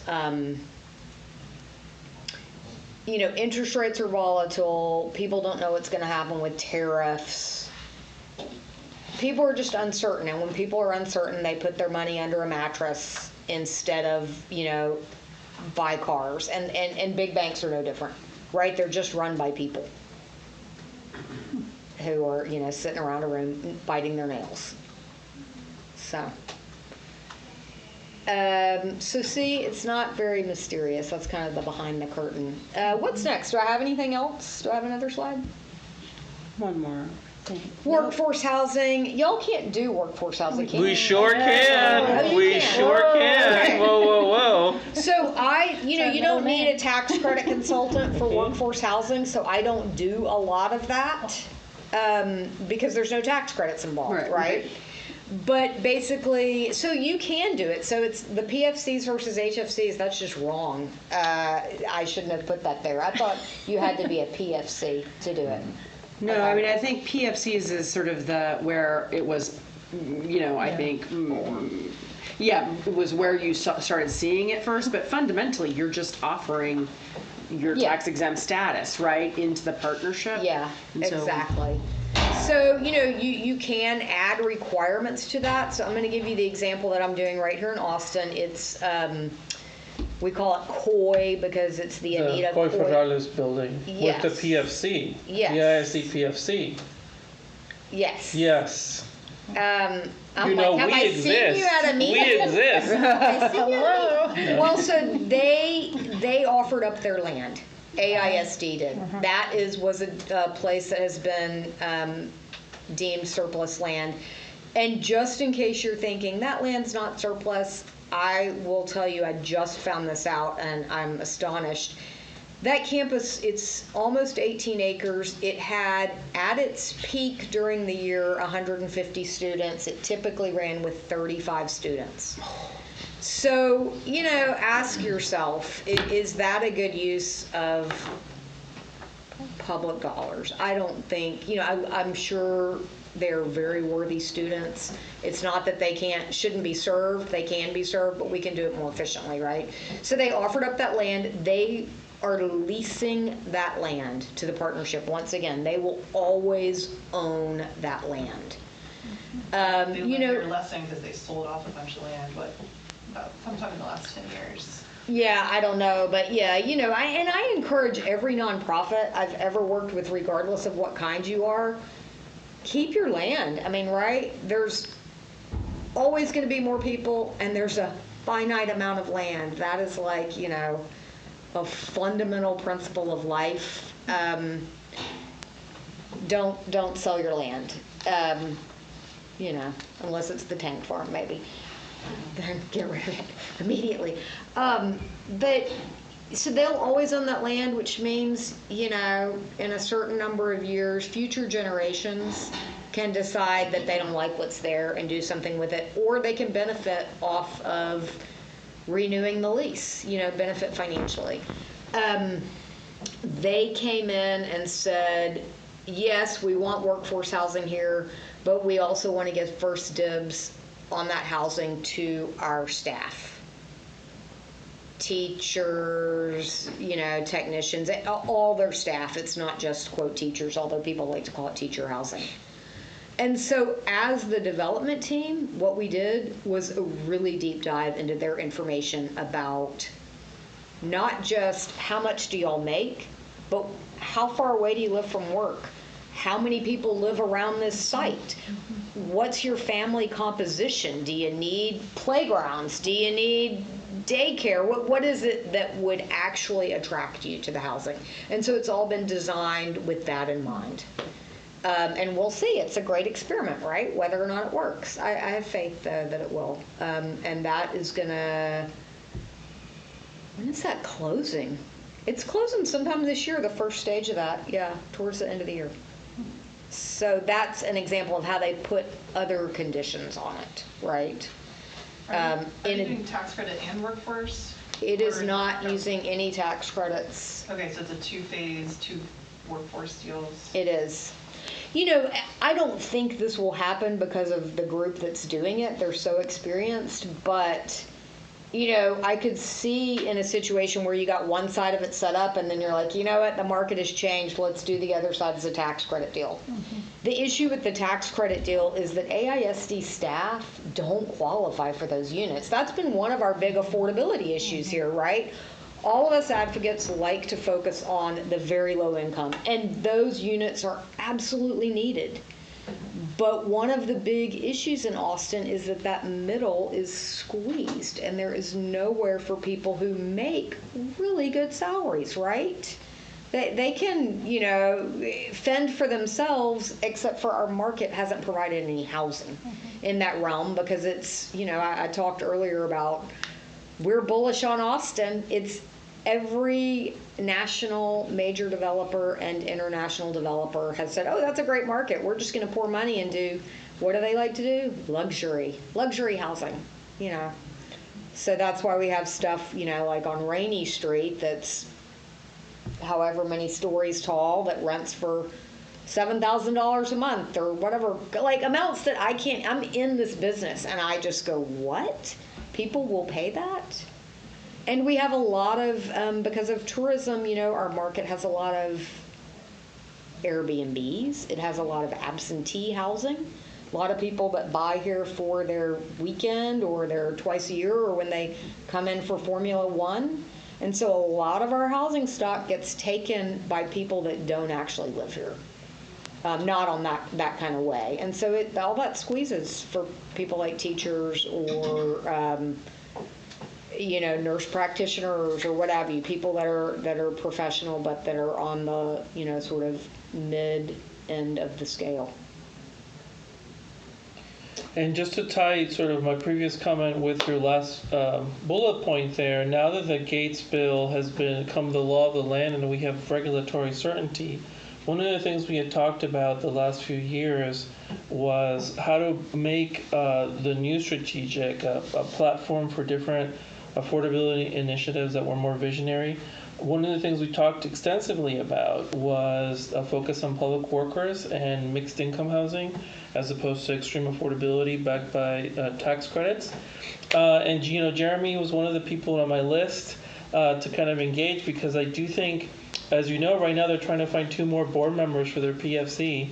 It's very hard, I would argue, Madam President, I don't know what your experience is, but to find people who can climb the experience curve with this subject matter and be able to serve the public.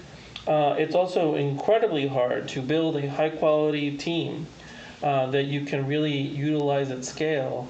And so, it was interesting to me, while AIC has a very, very proactive and engaged real estate division, given some of the other tools at their disposal, who I think would be really eager to serve AISD. I've noted that they've been building up this PFC capability and building an independent board, et cetera, and I will wonder how that will work out. There's also other in the county school districts, there's Pflugerville, there's all these potential PFCs, and I think one of the things I would want to find a way to offer all of these potential taxing jurisdictions that we abate, right, is a way to use our scale and the depth that we are building and the competence that I think we are building so that they don't have to reinvent the wheel. And I think in terms of the governance question, again, maybe this is a deep bias from my experience. It really is hard to get governance that is available, committed, and quality. And maybe that is not always the goal. Maybe folks just want entities that meet conveniently and do things swiftly. But I think given what is being discussed, right, which is these long-lasting tax abatements, I think it's important to get that mix right. So I'm gonna be very curious to see, and obviously ASD is gonna likely have other properties that can be committed to this purpose. So they're definitely going to have flow. There's a bunch of other entities in the county that I think will want to do workforce housing stuff. So for us, being able to serve as a platform, if it's of interest and can avoid duplication or best serve the mission of those other public entities is going to be very important. So we are, or at least we are very familiar with the last bullet of the other entities in Travis County that can do stuff, and how we avoid a race to the bottom, and how we engender collaboration. And if it's okay with you, since I think we're almost at the end of the presentation. Oh, yeah, we're done. One thing I wanted to ask you that is of interest to me is, I've heard so many both developers, thought leaders in our experience talk about professional fees in general, but legal fees in particular. I'm very curious how, I always think of AHFC as kind of our at-scale sister, how they handle it and why the smaller players, like HFCs, the PFCs, don't have a sort of coordinated in-house counsel to kind of avoid it. Is it just that the deal flow isn't there? Attorneys don't want to work for in-house counsel entities? Well, AHFC does have in-house counsel. Mm-hmm. They have 2 people, well, maybe more than that, but I mean, it's City of Austin, but I can think of 2 that are dedicated to. But also these use projects. Outside counsel Yeah, I and was gonna say, deals. every partnership deal has inside and outside counsel, which is maybe not the most efficient thing, but because it's the city required, so. And they have a rotating bench of outside counsel that gets used on projects. Yeah. They do, and I would say their outside counsel is not overly expensive compared to some. I think that they've got a pretty, at least who I've been using has been a pretty efficient group. Mm-hmm. Who was it? I forget, on Pleasant Valley, Sarah. It's are they called? It's Mark Malvo. Oh, yeah, I forgot. That was the first time trying it as partnership counsel, not just bond counsel. Yeah. Yeah. So, How do we drive down the cost per hour of legal counsel? I would honestly interview a bunch of lawyers. I mean, and unfortunately that's work, right? Calling people and finding out who's interested. It does feel like there are some smaller firms, like we've grown to the point, for a long time there were like 2 groups and that was that, There are more groups that are interested, and there are more. One of the reasons on some deals that they can be expensive is when you're working with someone unknowledgeable, right? So like I have a deal that, it was a first time for the entity. They were a nonprofit. They were small. It was a little bit chaotic. There were a lot of extra factors, and that just drives the bill up, right? So you all knowing what you want them to review, having a scope that is efficient, knowing what you don't want them to use. I think the more you can use the same language over and over and over, right? Okay, we vetted this language one time. One thing that AHFC does, when you get their soft loan agreements, it's the exact same thing. I mean, half the time you get it with somebody else's name in there. It is. Yeah. It's the exact same thing, and they don't negotiate a whole lot. And that's not to say you don't want to be rigid, but sometimes I'll work with developers and it's like they want to negotiate every single thing, and I'm like, this isn't really a negotiable deal. This is what works for the city. They have vetted it. Take it or don't take it, but you're not, you're not going to redefine, what are some of the definitions in there? The word partner, you're not redefining that. We're not getting into this massive comment zone with 12 different people marking up the same thing. So I would definitely shop talk to people. There are some smaller groups that are sort of starting up, but also find something you can live with, an MOU, and just stick with it and be like, there's no changes, or we're willing to change 2 things.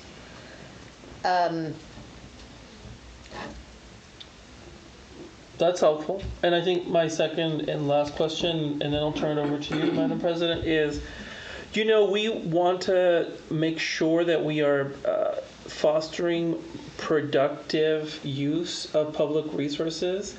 I'm curious, in your experience, if there is a cost per unit that is too high, or how do you know the cost per unit is right?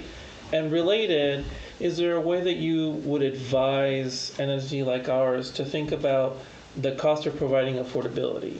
When are too many resources being expended for too little affordability? How do you think about those 2 interrelated questions? I don't know that I think about the second one that much, Okay. honestly, right? But in terms of how do you know if like a project is too expensive or what, one, you've got all those underwriting factors, and I think David, and I keep pointing to you, I'm assuming you're the person that does this here. It could be a team or somebody else. Oh, you're the CFO. Deputy Director. Deputy Director. Alex is Director of Real Estate. Okay. And most of the other folks in the room are on her team. Okay, so please tell me somebody here is looking at the deals to make sure they have a debt coverage ratio and their income. Right. So you have people here that are doing that, and if they, have some parameters, or like this is a green flag, this is a yellow flag, because maybe the DCR is a 115, and if one thing goes up, it busts the whole thing.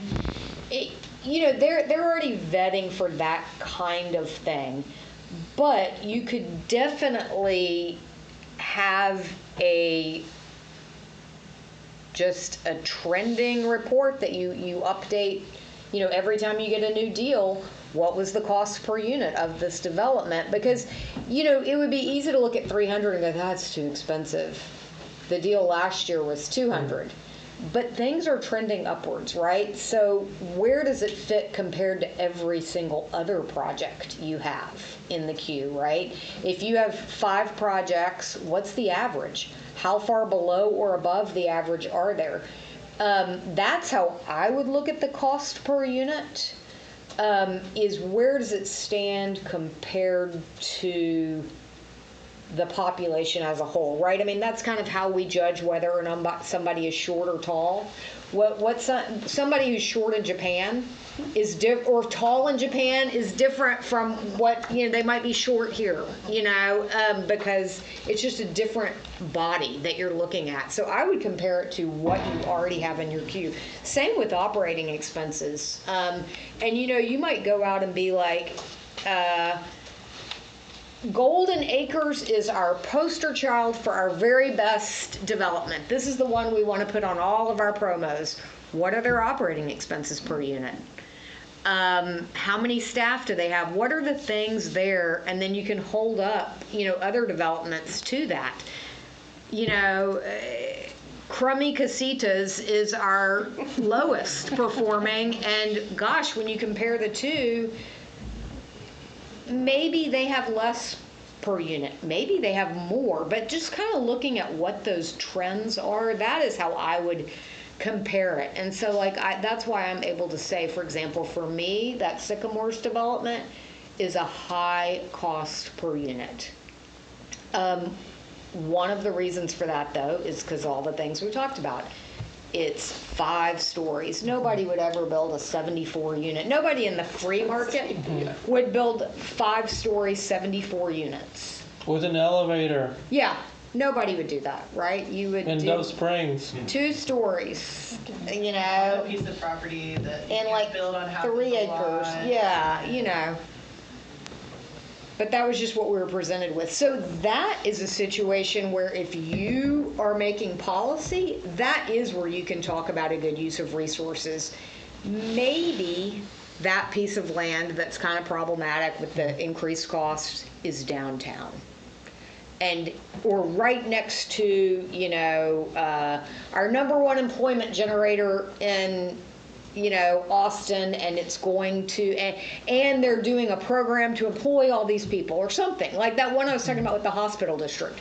Well, it's right next to the hospital, and it's going to be great housing for all those people that have to stay all those weird hours at the hospital.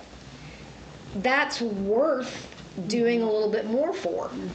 Is it all the way out in, on the border of Manor or Elgin, and it's costing $400,000 a unit? Oh, maybe that's not a good use of public dollars, and maybe that's costing $400,000 a unit because you're having to build a 2-story wall to cover up the fact that you're right next to a junkyard. Whatever it is, like you have to, I think about it in context of the big picture.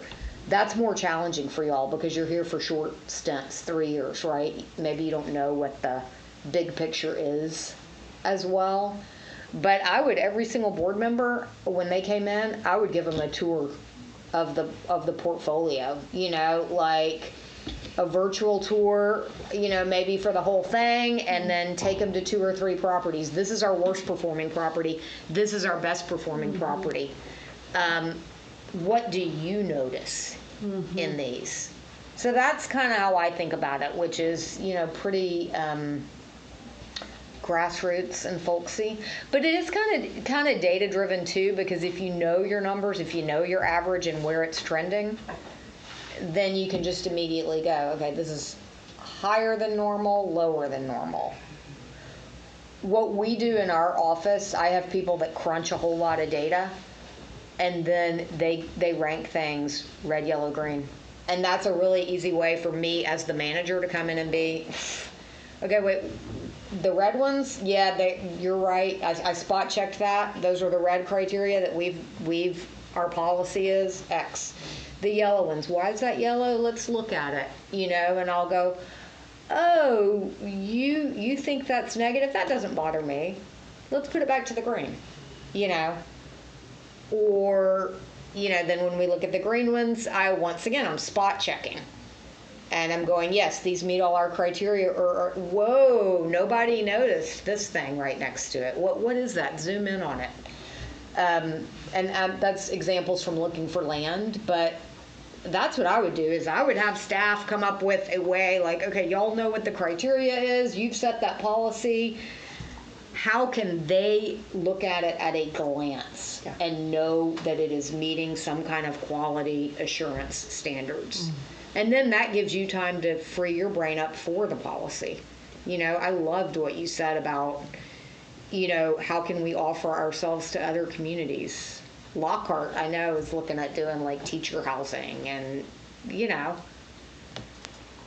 I've always been, a proponent. I don't understand why every person that lives on my block has their own lawnmower. Why can't we just have one lawnmower? Nobody mows their lawn every day of the year, right? Why should these other groups have to have something? But when they have a project that they want to do, why couldn't they come to you in a partnership? We'll try to get the word out. Yeah. Madam President, do you have any questions? I think you've really addressed most of the questions I would have had, and we did have a tenant representative here, Director Prince, who may have something further for you if there's a way to get that to you. Yeah, absolutely. You can call me, email me. I'm happy to meet with people if I have time from time to time, or just spend time on the phone. That's great. And there are a lot of other resources there. Austin really has a lot of people who are knowledgeable in housing now. So there's a lot of other people you could ask as well.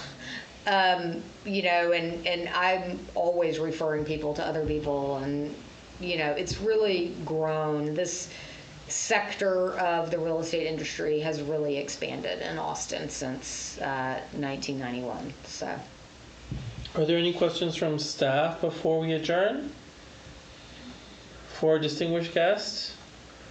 Any feedback to the board on topics discussed? Yes, Mr. O'Clair. I have one question. Going back to the beginning when you're talking about screening your partners. Define that for me. Sure. How much in the weeds do you go to check on your investment partners? I typically, you know, it's maybe a little bit different because I know so many people in the industry, but I will call up people who have been around a long time that I know, and I will say, hi, so-and-so called me, what do you think? You know, and just get a referral. I also look online at projects. And if I see something that I think is exciting, I then will go and look separately for that. You know, you find out all kinds of like, you easily can find out which of the developers that approach you have apartment complexes that are not being managed well. Yeah, I think I probably wasn't clear enough with my question to you. How deep a dive are you doing as far as the investors? The equity Oh, investors? the Equity equity investors? I am doing a shallow dive, and the reason for that is because I have worked with so many of them that I know who's easy to work with, I know who is not easy to work with, and that is why y'all have all those And these are all advisors. syndicators too, typically. It's not. Yeah, right. it's not direct investments. Right. It's syndicators who have pulled together money from Berkshire Hathaway and Target and you know, Bank of America, and they've pooled those funds. That said, some of those investors are difficult. Some of them want certain things. Some of them are after the underlying land. If you're, thank you. When you're talking about your development partner, how deep are you going into the background of the principal? I am checking their bank references. Okay. I am, they for TDHCA have to certify to a bunch of Right. things, and they are providing a social security number, so I don't do a credit check on those people, but I'm often seeing UCCs, which are the, you know, are there any pending lawsuits for people? Okay. My concern is not so much if TDHCA is involved, because they do have a Yeah. robust underwriting program. Workforce is where the weakness is. It absolutely is. I would ask for a balance sheet from these people, and I would ask for 3 banking references, and I would get on the phone and call those people.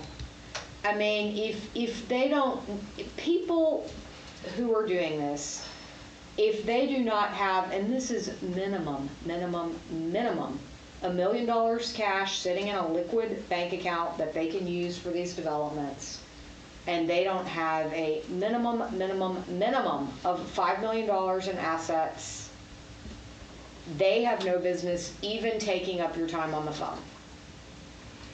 That's as an investment group, or is that individual? As individuals, as developers. No business. And I get calls all the time that are clearly people digging around trying to take advantage of the Get law. that government money. They are. I wasn't going to put on my hokey country accent, but I've I'm here for literally you. had people say, I want to get me some of them there tax credits. I mean, literally like that. And I'm like, Yep. do you do any development? Okay, rehab. Rehab is completely different from ground up development. I have developers who do rehab. I've done a lot of 4% transactions with one particular developer. They said to me the other day, I really want to do a 9% deal. We should do that. And it was clearly like just because they thought it was sexy, you know? And I asked my team, I said, so should we do a 9% deal with them? And my most conservative person who never speaks up was like, absolutely not. And I said, why? And she goes, they're not upfront with us. They don't give us all the details of their deals, and then they propose something that can't be done. And then we're left trying to explain it away to TDHCA. And plus, they're always late. They never meet their deadlines. So those seem like little things or personal presentation things, but this is big dollars. It's big reputation. It is public funding. You have to be able to do what you sign up for when you sign up for it. And that goes for y'all too, right? That's what I was saying about be timely with your approvals. Like, and if you are on the fence about approving something, you shouldn't be doing it. I mean, there's no room for maybe, you know? I always tell my kids when they're trying on clothes, like, if it's a maybe, it's a no. We're not spending money on something that's maybe I like it. Like, y'all shouldn't be wasting your time. It would be better to do, you know, one deal a year than futz around with 10 that all kind of, you know, just waste your time. Right. Thank you, I appreciate that. Yeah, no, and I dig into people, and it, you know, I mean, I hate to say, yeah, well, I can tell tales. We can talk about it not on the public record. Well, thank you for that caution. Yes. On behalf of directors that were here today and directors of the future that will hopefully get to listen to your insightful commentary, thank you very much. Thank you. Seeing no additional questions and having no other business, this meeting of the Real Estate Committee is adjourned at 1:36 p.m. Thank you. Thank you so Thank much. you. Really,